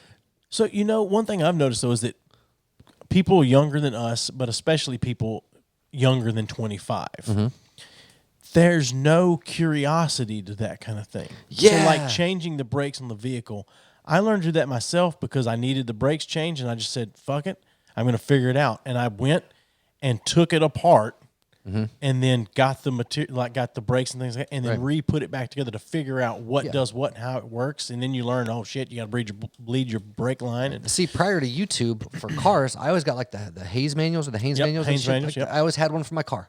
And I've replaced so much shit on my cars because of that. But because I was never, plus if you don't have a fuck ton of money, you can't just take it to the goddamn shop. You've got to be able to do a lot of that shit yourself. Yep. But it's the same way, like I said, the tire change, stuff like that. But I just mean even doing stuff like your dresser drawer's broken. There's never a thought like, well, fuck, I guess it's just broke. As opposed to like, well, how can I fix this and figure the fuck out, you know? Whatever. But yeah, I get that. It drives me crazy with the kids. If they come and ask me a stupid question, I'll be like, you need to fucking look and figure that shit out. Like, if you need help after you're trying, I will help you. But I'm not going to just do it. Hey, there's two more. Can you go through these without getting an aneurysm? No, go ahead. Lamps with bare bulbs or with shades that are too small. Okay. You may have picked up that lamp from the curb, and kudos to you because that's a smart way to outfit your home cheaply. But if it has a bare bulb or the wrong size shade, your lamp might your lamp might like a busted hand-me-down. That does not make any sense to me. Add a properly sized shade, though, and it looks like grown-up decor you added as a choice. And for a modest price, a lampshade will warm up your room and help tie together your room's They say color that, scheme. but it depends on your aesthetic because the Edison bulbs, the LED Edison bulbs are back in fashion. So you might be going for the minimalistic bulb look. You know, You so might fuck be, you for judging. but whatever. Yeah, well, it doesn't matter. Let's But see I get here. having a lampshade or something on other than just a bulb. Because on top of that, that's a safety thing. If that shit gets knocked over, it's going to shatter everywhere. Did you know that as a general rule, when it snows? a shade's width should only be 2 times larger than the width of the base, and it should fall midway down the length of the lamp's neck to keep it from swallowing up the base. Midway down the neck? And 2 times larger than the base. Okay. Also, keep in mind that different bases have different fitters, the piece that connects the shade to the lamp. So check yours out before browsing. Thanks. Last thing, a clothing chair. The fuck? This is a tough habit to break, but hear me out. The quickest, simplest way to feel like a grown-up is to retire the clothes chair you have and hang the items so your clothing stays wrinkle-free. How easy is that? Invest in a set of hooks, stick-on or permanent, on which to hang your favorite jacket every night, or make your own industrial clothing rack like the ones pictured above. For scarves, hats, gloves, and other odds and ends, leave a pretty basket by your bedroom door to dump them in without guilt. With a bit of planning, it's not hard to keep your bedroom design both convenient and easy on the eyes, and, of course, oh, so grown up. Jesus Christ. Yeah, don't have a chair in your room that you're throwing your clothes over. See, to me, clothes chairs are or a perfectly stationary acceptable. bike that you're hanging everything on. Right? If you're putting shit on the very next day, you're going to bed, and it doesn't matter if it gets wrinkled, throw those jeans over a chair, goddammit. Live a little. Oh, yeah. I hang my jeans over the end of the bed because I wear them for a couple of days in a row first. Yeah, So, dude. The jeans are one of the only things. I will wear jeans until they get gross. I think for the last 2 weeks, I've worn the same pair of jeans, like a different pair each week, but like the same Monday through Friday. Yeah. Like a week is totally cool jeans, unless you're like, I got some duck butter going, then I'm going to have to retire them. Exactly. But, Yeah. Like if you take your pants off and you get a whiff of something unpleasant, it's time to change the pants. Yeah. But to me, as long as you're changing your underwear, like the jeans, unless you're like sweating through them. So you wear your underwear one day and that's it? Underwear one day. Underwear and socks I change every day. What if you don't take a shit or sweat? Yeah, still, for sure. Really? Yeah. Well, If they don't stink, I wear them you're another day sweating in your sleep. sometimes. A lot of times, actually. I Unless don't you sleep in them, though. Well, there you go. See, I sleep in Sleep in a pair of boxers. gym shorts most of the time. Yeah. Yeah. So that's, different. But I sleep in them. So if I'm, the next day, it's like I've sweated them in my sleep. And like when you turn, like shit gets in your ass crack, all that stuff. Absolutely. No, I agree with that. Like, I don't understand. Like, a lot of people love sleeping naked. Amanda sleeps naked. I'm cool with that. For me, I can't. I can't sleep naked. I can sometimes. And I can tell you why. Because inevitably, some sheets, because I toss and turn, I sleep my sides, they're going to get up my fucking butthole. And at some point, I'm going to pull the sheets up, and I want to get fucking butthole on my nose. And fuck that shit. But you have a bidet. Your butthole's not clean? No, butthole, I don't have shit in my butthole, but you get still sweat. And butthole sweat is still a special kind of sweat. It is. Butthole and taint and ball sweat. Yeah, exactly. Yeah. Because you don't wear deodorant. So eventually, basically your balls get BO before Who doesn't anything wear else. deodorant? on your balls. Oh, okay. I was like, who doesn't wear deodorant? Okay. All right. That was the end of that article. Oh, I'm good. Jesus I'm good Christ. now. Most of that was just infuriating to me. I mean, I didn't pick it for that reason, but You kind of did. No, I didn't. Cunt. So, okay. I don't want to get into the whole rigmarole politics behind it. Of course you don't. I don't. And you know what I'm going to ask, because I just want the general opinions out here between us. So we talked about this a little on break. So without going into the videos, the legality, anything going on the political side of things, just strictly based on the aftermath, what's going on, how do you feel about the rioting and the protests? So I feel like you can not like the rioting and looting and burning down of buildings. I feel like you can be against that and also think that what those police officers did was a fucking shitty thing and they should be buried under the prison. Okay. That's my opinion. Okay. Protests, I'm all about it. Protest all you want. I'm perfectly fine with protests. Someone should be protesting it. Mm-hmm. But I'm not going to go out and protest it because I don't go out and protest anything. Right. But absolutely, I'm perfectly fine with protesting. It's your right as an American. Oh, yeah. To go out and peacefully protest. I think a lot of the people doing the looting and stuff are just out there to have a good time. Okay. But if you just absolutely have to go out and burn something down, why are you not doing the police station? They are. Sure, but I'm just saying, why do we need to burn down the small business and ruin possibly the lives of these business owners? And don't give me the line of, oh, they've got insurance, because fucking some of them may not. But I don't see the point in that. In the looting and the steal. If you're using this and going out and taking a TV to take home, I think you've missed the point. Right. And that's my opinion. I think what those officers did, and I've not seen the video. I've seen stills from it. I've heard the story from it. I've read plenty of articles on both sides of the political spectrum. I think what those officers did is fucking atrocious. Like I said, they should be buried under the prison. And anyone that does it, regardless of your race, should be, regardless of the race on either side of whoever's being treated that way or doing or dealing out the injustice, should be. But I've read enough articles or I've read enough things being said by people much smarter than me on the side of the injustice that have laid it out much more clearly than I can articulate how this is not honoring the memory of someone. Right. And I agree with that. I don't. Okay. But because I don't think it's about honoring a memory of one person at this point. I understand. Like that's kind of where this started. I'm 100% pro the riots. I think they should burn every goddamn city. But you also like anarchy. I don't like anarchy. I don't. I like that. But I believe, you know me, I believe there are certain rules and things that apply that keep society running and functioning. Okay. But I think we're at the point finally, or I shouldn't even say finally, we're at the point, like there is such an issue in our legal side of things with the police, whatever. And I don't care if 95% of cops are good cops and it's 5% are bad. There's enough of an issue with that 5%. Fucking fuck the cops at this point. I'm done with them. I'm tired of defending cops. I'm tired of like trying to even sympathize with them a little bit. I don't care. Like it's time to fucking, and the only time in American history that major changes occurred is following rioting. Okay. Like even the civil rights when Martin Luther King, not a lot of things changed until the riots after he was fucking assassinated. That's when the big change happened. This country is founded on rioting. Like the fucking Boston Tea Party was essentially a riot, which kicked everything off. Anyway, point being, I get where the anger's coming from, and a lot of this shit towards it's not about robbing the small businesses. I mean, you have some people that are going to be in it for that, but really it's all looked at like capitalism, government, businesses, all that shit for a mob of people is all looked at as one thing. It's not like, well, we're not going to attack this small business because they're this and this is this. It's all like fuck everything. Like we're tearing it down until we get the fuck what we deserve or what needs to be recognized or change needs to happen. It's not about targeting one thing or another. It's about fuck it all until shit changes. We're fucking tearing this place down. And I do think they need to target more fucking police stations, burn them all fucking down. But at this point, I'm 100% in support of rioting until shit changes. I hope it spreads to every major city in the U.S. I hope this shit gets burned down. Like I hope the guy that fucking all that shit. I hope they fucking, like I said, bury him under a prison. I don't fucking care. Yeah.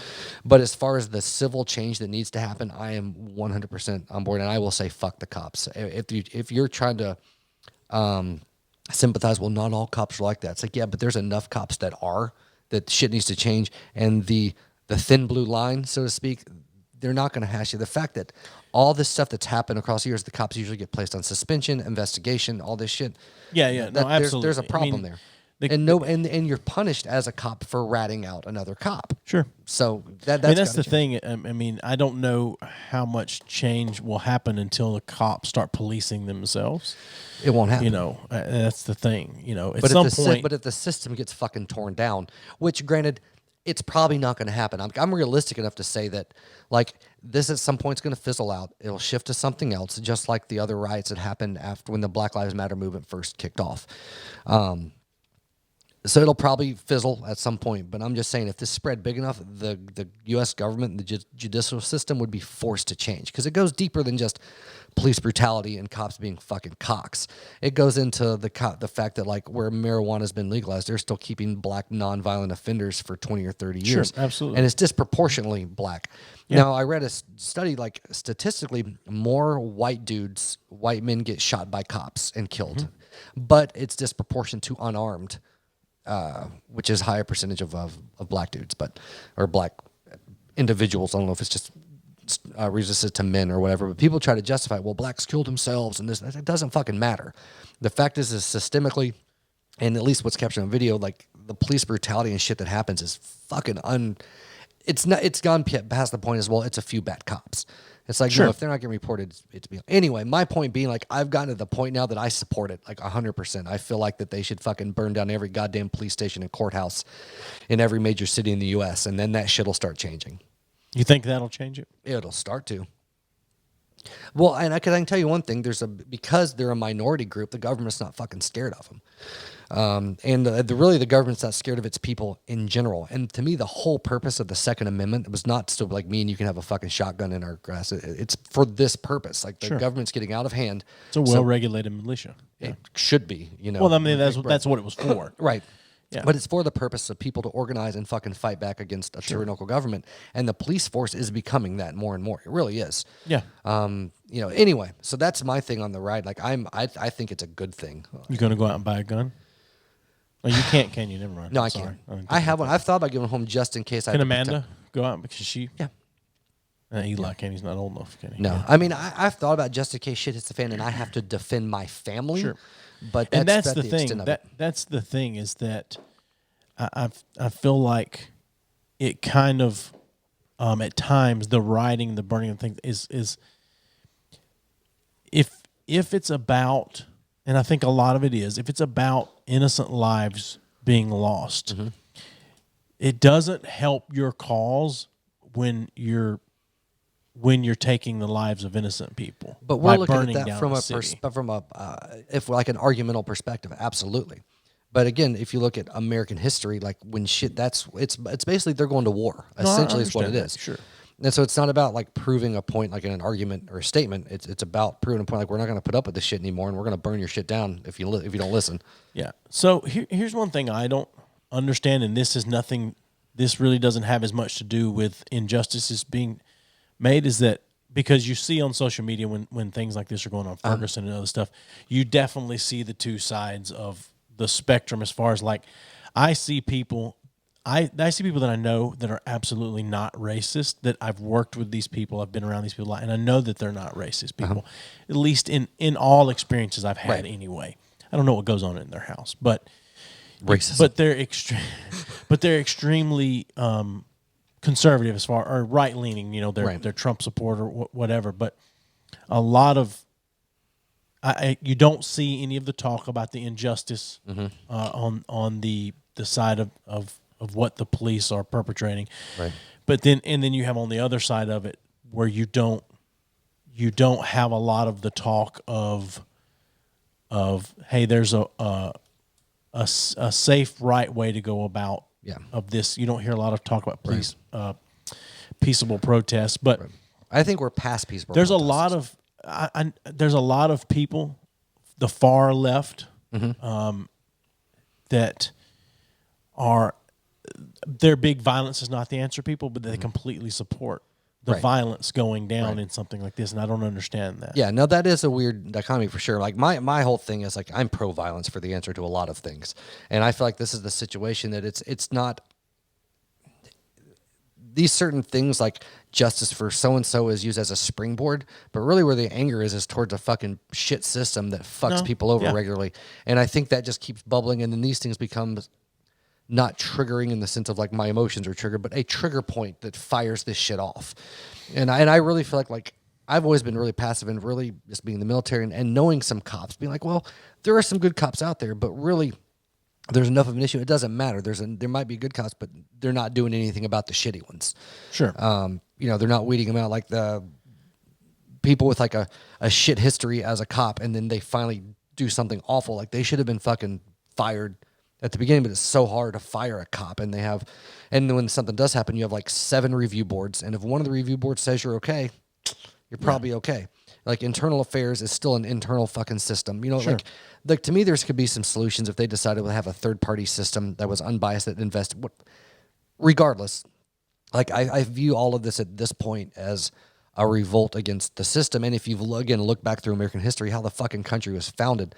It's like the whole thing with like the Boston Tea Party wasn't even over the fucking militia killing fucking people. It's like, oh, you're taxing us too much. Fuck you. We're burning your goddamn ships down. Sure, but that is a different time period where other things are much more acceptable. I mean, you could duel in the streets and that was fine. You can't do that anymore. Right. I mean, true. But I'm just saying, but the response that's part of progression, which I don't like the term progression. Right. But because progression there's no end game to progression. Right. They're going to take it. It's like what was done with the smokers. It's never going to But as far as progression goes, like this, how I think about it is like if this progression and trying to approach things in a civil manner don't work, well, there are things in the past that have worked. So why not fucking try those? Yeah. I'm not talking about this type of... We're talking about where society's progressed. There's a different thing. I get that. Yeah, but I'm just talking about like the progressive movement. It doesn't stop. No, it doesn't. Eventually you're not going to be able to post things on your social well, media. Like I said, yeah. Well, I guess for me with all this, what it boils down to, it's not a political thing as much as there's a system that's broken, and if this fucking works to fix, like, let me rephrase. I don't fault anybody that's involved in the rioting and looting right now. I don't fault them at all. I can't. The looting thing, though, is it's part of it. Shit's getting broke. Shit's getting burned. It's a free because it's not about personal gain at that point. There's some people in it there are, but it's all part of a whole fucking thing. But I'm just saying, if you're out there and you're burning the places down, that's fine. You're breaking the windows out and burning the places down. When you stop to find the TV you want so that you can take it home. Well, there's no sense in melting a good TV. No, I understand. I'm just saying. I get that. I'm just saying, like, your mind is then no longer on what you're protesting. At that point, it's about your own capital gain. Why can't you have both? One's more important than the other right now. True. But I'm saying in the midst of shit, you're running by, you happen to fucking see a TV. Like, it all happens at one time. Are you going to carry that TV with you now the rest of the night while you're out there chanting and burning places? Sometimes. Or that gets thrown to the side. But you're always going to have people that are going to exploit. You are always going to have people that are going to exploit. And that's what I'm saying is you can be against those people exploiting it and be against the police doing this as well. For sure. Is what I'm saying. For sure. And so many people I know on both sides of the political aisle don't think you can. Yeah, absolutely. You've got to be on the side of cops are there and they're good, and yes, there's some bad ones, but they're good, and don't resist, and you won't get killed. Which or is whatever. Obviously not true. Right. Clearly.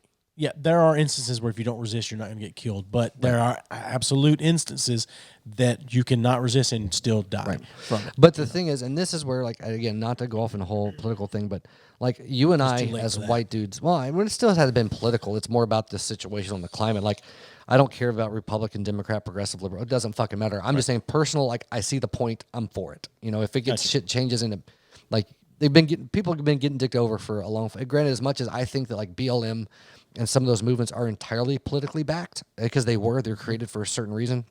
Like, the actual reaction to the things that have just happened, including the lady, I can't remember what her fucking name was, when they came in on a narcotics raid, ended up killing her for fucking no reason, and ended up finding no drugs. It was a bunch of bullshit. Anyway, so, like, I get this stuff happens enough, especially in the black community.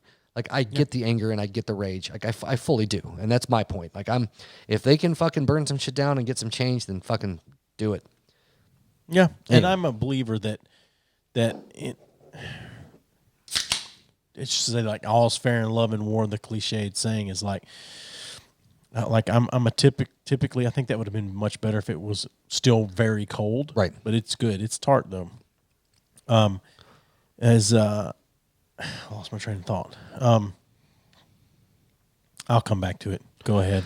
That's all. I was just curious on what your opinions were. I know what I was like. I understand that in a war, which, like you said, this is basically got to the point where people are going to war with the system, that there are going to be innocent lives lost. But I think, especially when the National Guard and the military gets called in, it's about to get it's about to get bad. Well, the thing about it is if they're going to have to stand up to the National Guard and the military. Mm-hmm.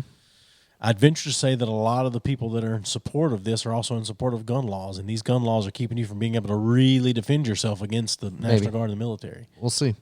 I mean, but no gun you own is going to save you from a drone. Right. But, I mean, still. One thing, I think people are going to be shocked if this keeps going and the U.S. government starts fucking killing citizens.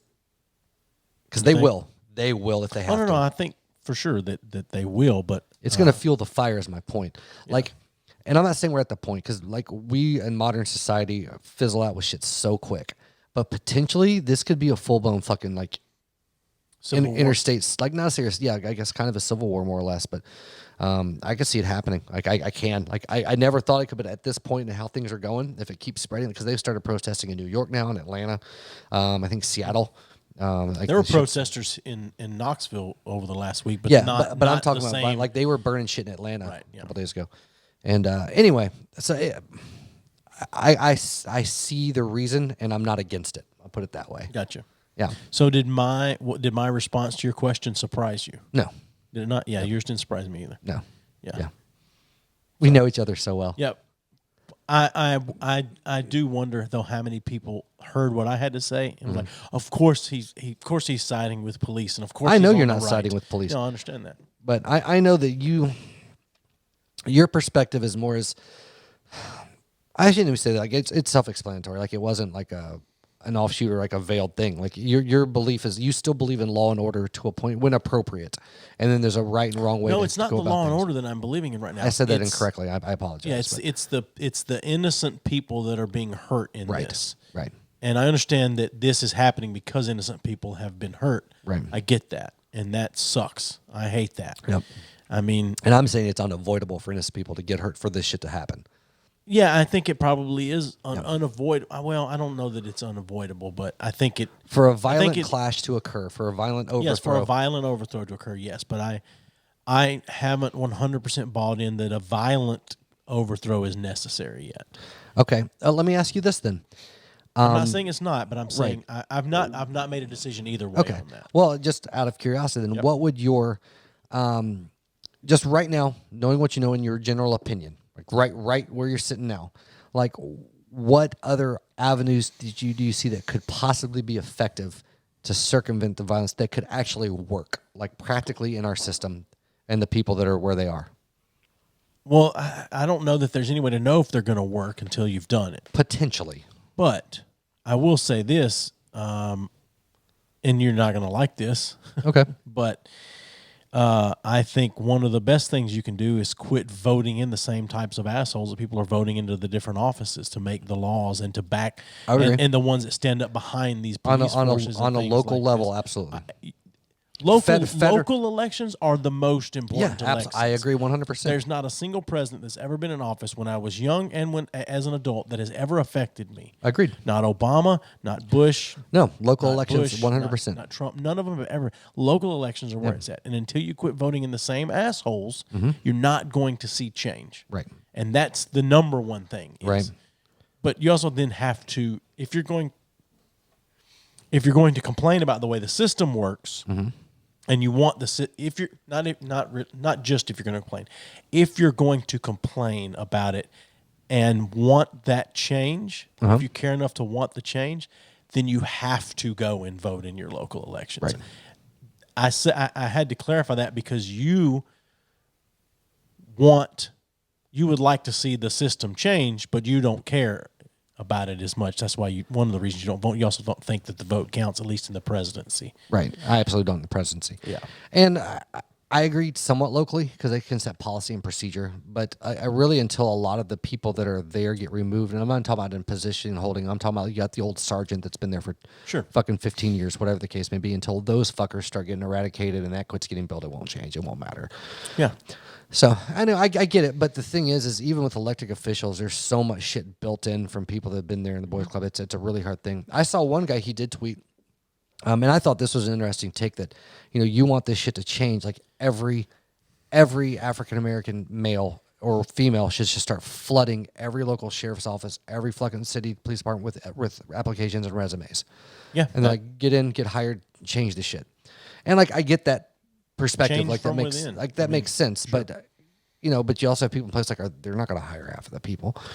But it's like it's a great thought in theory and practicality, and like the same thing with like re-electing local officials. But then you're waiting fucking however long to get somebody else in. It's a slow process, but it's the only one that I can think of that might work. Yeah, and it could. But at the same time, though, it wouldn't just have to be the black community voting on that. It would have to be the white community buying everyone, into that too. I'm talking about everyone. But the fact of the matter is most of the white community doesn't really fucking care enough to get involved on that. They're going to vote selfishly for whatever they want, as people do. Well, I think most everyone votes selfishly. Right, I get that. But, I mean, there's never going to be this, especially with our highly divided, like, two-party system, there's never going to be a Republican that's going to say, you know what, this is going to help out these disenfranchised or these people that are fucking getting murdered by fucking cops, so I'm going to vote Democrat in order to fix this, or vice versa.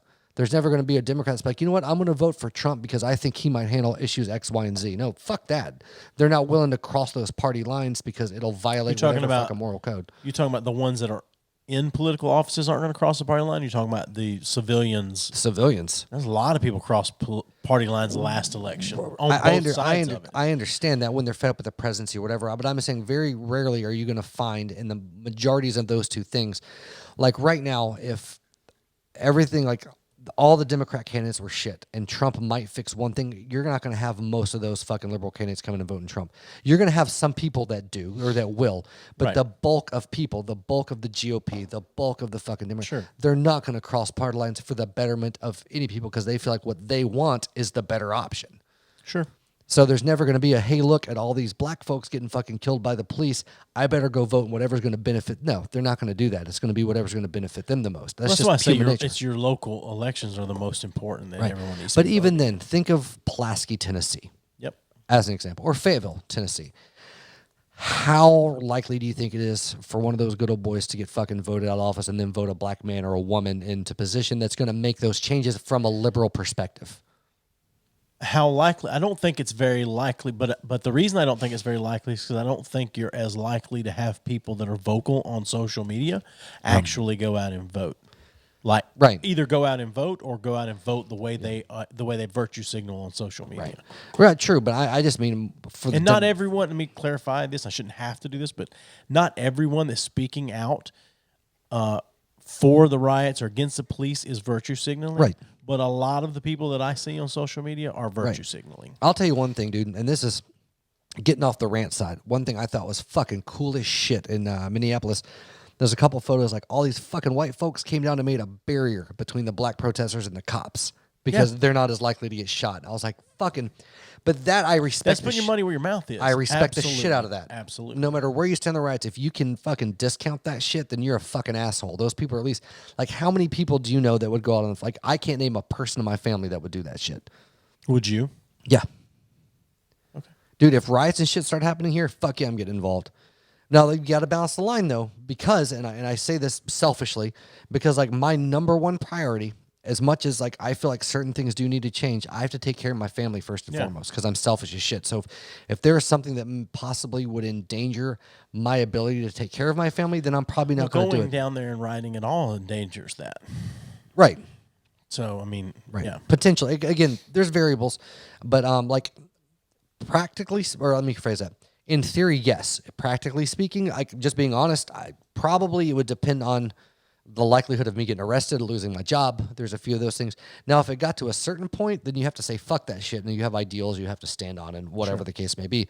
But it would depend on the point. Like if, say, shit broke out here in Knoxville, but they brought in the SR and they were fucking killing people, like it was coming a war zone, then yeah, I'd say fuck my job and I would jump into whatever I had to do.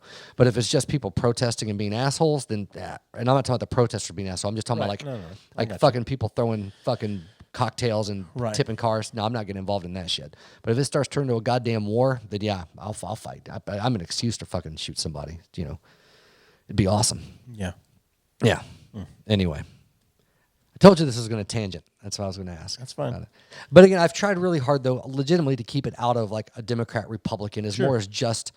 I was curious. It's a right and wrong issue, really, for the most part. But the thing is, it's so convoluted because you can look at right and wrong on the desire of the end game, like what happened, right and wrong, action taken, right and wrong. Like support and the amount of involvement, right and wrong. And I don't think a lot of it's right and wrong. A lot of it I feel like is necessity and method, versus whatever. Not that it's right and wrong. Like I don't think that violent protest over peaceful protest in this instance is a matter of right and wrong. I think it's a matter of effectiveness and what's going to make the point. But then I also go, if that's what has to be done, then I throw that on the side of right. Yeah. Okay. I got you. Because me, I'm fairly legally morally right flexible. or wrong. Yeah. I mean, flexible. What's the greater good, right or wrong? And I honestly think that the greater good is to get some shit changed. And honestly, absolutely. And there's been how long now? I mean, this shit's been going on for forever, and nothing has changed. There's been protests, even the civil rights. A lot of shit changed, but it's still been honestly. Like we joke a lot about, we make jokes about race and ourselves, but the fact is, like, we've grown in a world that we can't fucking understand. Like the other side, like I've the conversations I've had with a lot of black dudes from different areas, it's a whole different fucking universe depending on where you grew up, and disproportionately so. Like I don't have any white fucking guilt. I don't have any guilt about my privilege. Like I'm grateful for that shit, but I recognize the fact that there's other people that because of their fucking race have had a really fucking shitty time, way more disproportionately than like most of the dudes I know that have ever been arrested. They fucking deserve to be arrested, or that even the guys that had I've known a couple guys that had the shit kicked out of them by cops. They deserve to have the shit kicked out of them by the cops. Like I understand the difference. Do you know what I'm saying? Like I have a buddy of mine, there's certain roads he will not take when he drives home because he will get pulled over and harassed every time, whether he's speeding or not. Yeah. And that's some bullshit. It really is. And not that I'm a big race provocateur, because I believe everybody's got bullshit. Things are what they are. But if people can do things that will change their situation for the better, even if it's the detriment, like if it's for the greater good and it's going to fuck some other people over on the lower rungs, you got to do what you got to do. If it overall improves things for everybody. That's my point, I guess. Yeah, just... Because nothing's clean. Like this type of thing is never going to be clean. It's not like we're going to vote a few people and then suddenly things are going to get better. I mean, it's either get things better over the next... Plus, I'm going to go and say this, and I don't know if... Like, I think as a whole, like, it's funny because people put so much stock, especially in America, and about our system of government and our economic system and all this shit. But really, it's very fucking young. And shit's already starting to kind of unravel a bit. Like from the Democratic perspective, not political party, but from a democracy perspective, from a capitalism perspective, like all these weaknesses and holes, like shit's starting to crumble. Like, and it might rebuild, and they might find a way to adapt and overcome. But I think it's just showing that our system of government and way of doing things isn't quite as fucking rad as we've been touting it for the last fucking 150, 200 years. I think you and I have been saying that for years, though, that we're not as great as we think we are. Most people think. No. But it also depends on which side of the coin you're on. If you're a fucking rich motherfucker, then it's a great place to be. And there's nothing wrong with that. I don't fault people for being rich as shit. Like, I'm not one of those people that are like, man, these African Americans, they're getting shit on and they need to fight back. But it's still, I don't feel like that the fucking rich people should be forced to pay fucking $1 billion in taxes either. Like, fuck them. They're rich. Right. I'm jealous that they're fucking rich, but, not pissed about it. Yeah. But, whatever. Well, tax stuff, that's a completely different conversation. Exactly. But some of the income brackets and I guess the classes, I mean, that feeds into this too, though. I guess is where I was kind of going with that. Lower economic demographics. It tends to bleed into that a little bit because there's a lot of anger towards that shit too. But That's what I'm saying. It's not a clean cut thing. You know, it's so nuanced and there's so much different shit that goes into it. You know. Yeah. But yeah. So that's the whole thing I wanted to plow into. Why didn't you start earlier? Much like your mom. I don't know. Because we were trying to avoid talking about it, right? No, we weren't trying to avoid it. We were trying to find an organic right. point to jump in. We're also trying to avoid like any political aspect of it because like you and I both, like you are a little more politically minded than I am as a whole. But both of us have a pretty big disdain for how most people approach politics. And we don't want to be another fucking tongue-in-cheek podcast that tries to cover all the newest shit and have an edgy opinion on the news and whatever. Like the whole point of our podcast is that we fucking talk about shit. And it might be random as fuck and have no quality content at all, but it's still shit we talk about. So I didn't want to like avoid it for the sake of avoidance. Like I don't want to talk about this shit every week. Fuck that. Yeah. You know. So before we get out of here, because this is a long one. That's what she said. Not to me. Hour and 40 minutes. It's not that bad.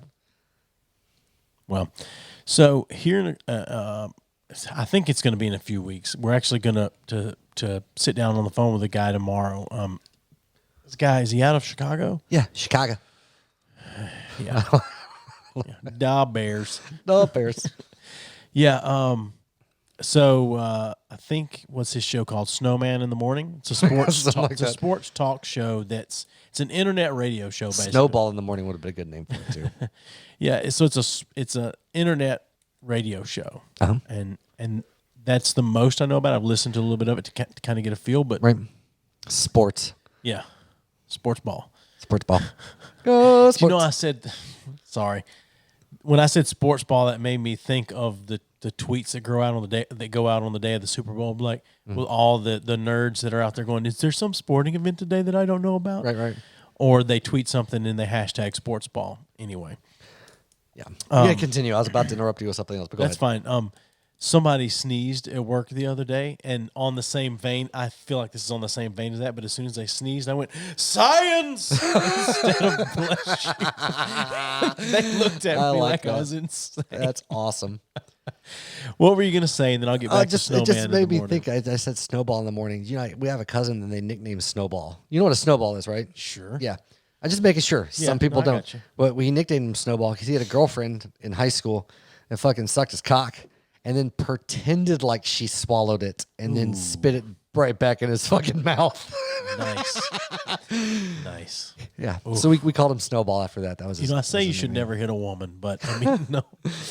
I just like props to that. Pretend like she swallowed. No, sure. Went back in. Would you kiss a girl after she if Krista sucked your cock swallowed? Would you kiss her right after? Yeah, probably. Yeah, I don't have a problem with that. That's why I'm saying it's pretty sneaky. I think I'd have to be presented with that situation first. No. I'm just saying that's some sneaky dickery right there. That is. That's like if you're into it. It's like a joke we would play on each other. Exactly. That's exactly what I was thinking. So you said you were going to spit on it first. So continue. So anyway, I think the guy's name is Brian Snow. I think that's his name. But anyway, Snowman in the Morning. This is an internet radio show. It's a sports talk show. He's reached out to us to be on there. We'll let you guys know through social media or whatever when that's out and available, but we will be on there soon. I'm excited about sharing my opinions on sports. Yeah, I know you are. I will not get us kicked off, I promise, and we will still get invited back. I will behave the best of my ability. Will you? I might flex a little bit of my dry humor. I've asked if we're going to have to censor ourselves and not gotten an answer yet. Right. Like I told you, one of the things I really want to do is be like, "Oh man, yeah, I heard he's a really great punter." Yeah. You know, there's something along those. I want to slip content somehow. I'll be nice though. I won't if we can't. Right. No, that's fine. I do want to ask, depending on how far we'll have to develop a relationship. Well, he thinks we're hilarious. Well, we are fucking hilarious. God damn it. He thinks we're unless we talk for 45 minutes about rioting, then we're not that fucking funny. Even though, like, I have to really refrain because there are so many elements of this I do find funny. Yeah. But, you know, right now, for the sake of, I don't even want to say appropriateness, but there's enough shit going on that's serious that I'm trying to back off. That, like, me and you off mic, I'll fucking make some jokes about shit. But Well, so that's going on. Oh, let me see. Well, I'm sorry. Go ahead. No, Go ahead. no. Go ahead. Just the writing thing made me think about this. So I did watch this video, and these people were fucking looting a Target, shit burning down, whatever. And there's all these black people. They're kicking shit over. Things are burning. And I only specify them as black because at one point in the video, the camera pans, and there's one fat white woman with a lamp under each arm, waddling really fucking fast out the door. I'm like, that bitch just wanted to decorate her house. Yeah, she's tired of having lamps with no shade. Exactly. But the apartment therapy these people, article. some people are looting, but they're kicking shit over, being generally destructive, as you would expect, like fucking looting and rioting to be. And there's just one woman. She looks terrified to be in the middle of a bunch of black people, but God damn it, she was getting those lamps. Good Lord. Yeah. Incredible.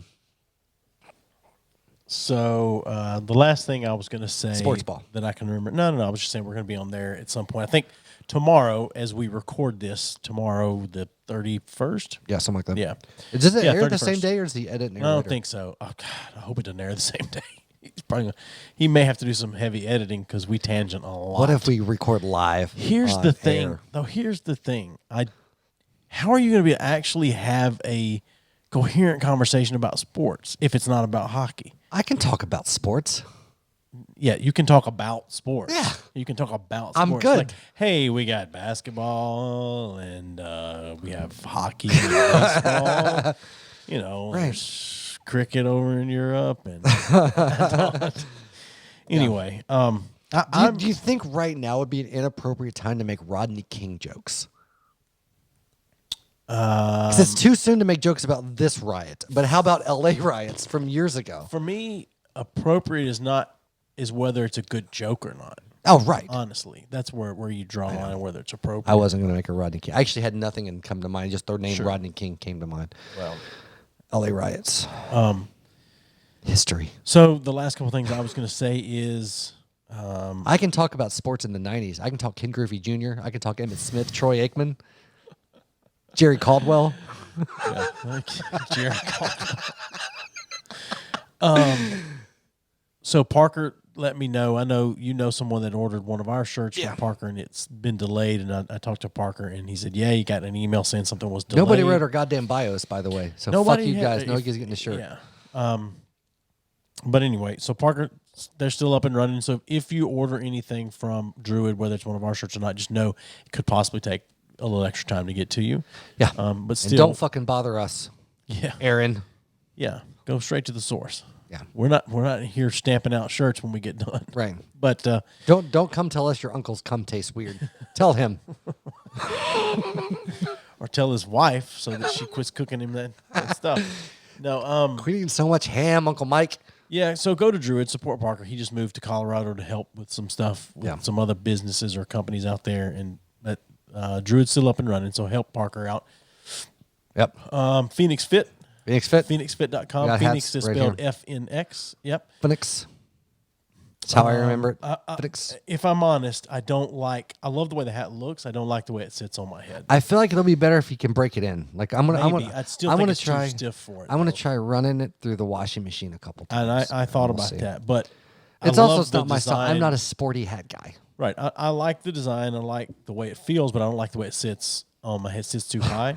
But other than that, you've got some of their product that you said. Yeah, it tastes tastes good for vegan shit, especially. Like I thought it'd be like ass, but it's pretty good. I like it. Yeah. If I ever start getting my fat ass back to the gym, I'll probably get some more of that. PhoenixFit.com. That's FNXFit.com. Use code B3FPOD. Yep.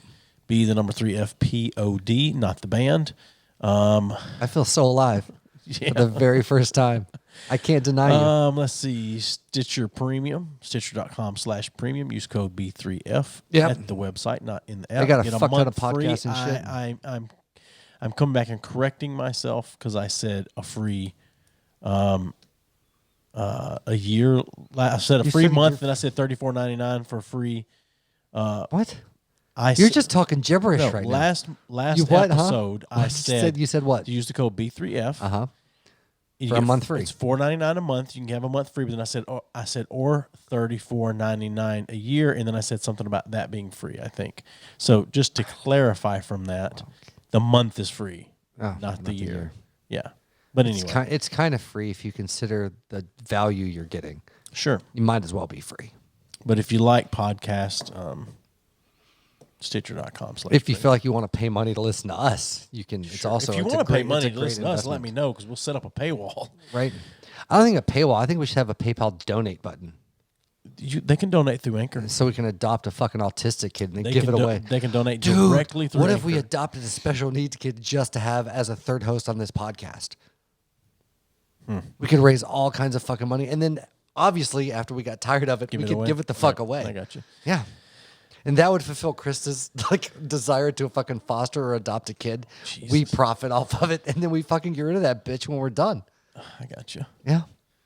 Not sure about that. Yeah, I like it. I think it's a great idea. I don't know you do. I censor myself around kids. You have the room.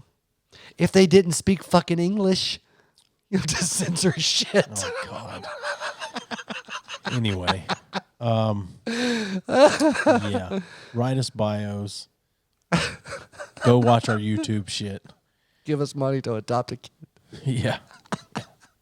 What country would you want to adopt a kid from for a third world country? Which would you feel third world country? Yeah, I mean that's obviously the white American option. I don't. Singapore. So you have to ask yourself which one would be the easiest for you to give away. I don't know. Because I would think the more European they were, the harder it would be to get rid of them. I'm just trying to wrap this up. Why? We're having such a good time now. I'm not having a good time anymore. Why aren't you having a good time anymore? Because I did. I derailed you with the riot. No, not at all about that. No. Did you get serious? No. What's wrong? What do you think? I feel like at this point we're rambling on. What are you thinking about? I feel like we're just rambling on, wasting time. Are you mad at me? Yes. All right, buddy. It would be easier if you just start asking me when I'm not mad at you. All right. Anyway, dude. Phoenix Fit, Stitcher, Druid. Till next time. Bye-bye. Give us a thumbs up on Facebook at B3F Podcast. Follow us on Twitter at B3F Podcast and on Instagram at B3F_podcast. Send us your questions or comments to bfff.podcast@gmail.com. Rate us and review us wherever you listen to the show. And as always, thanks for listening.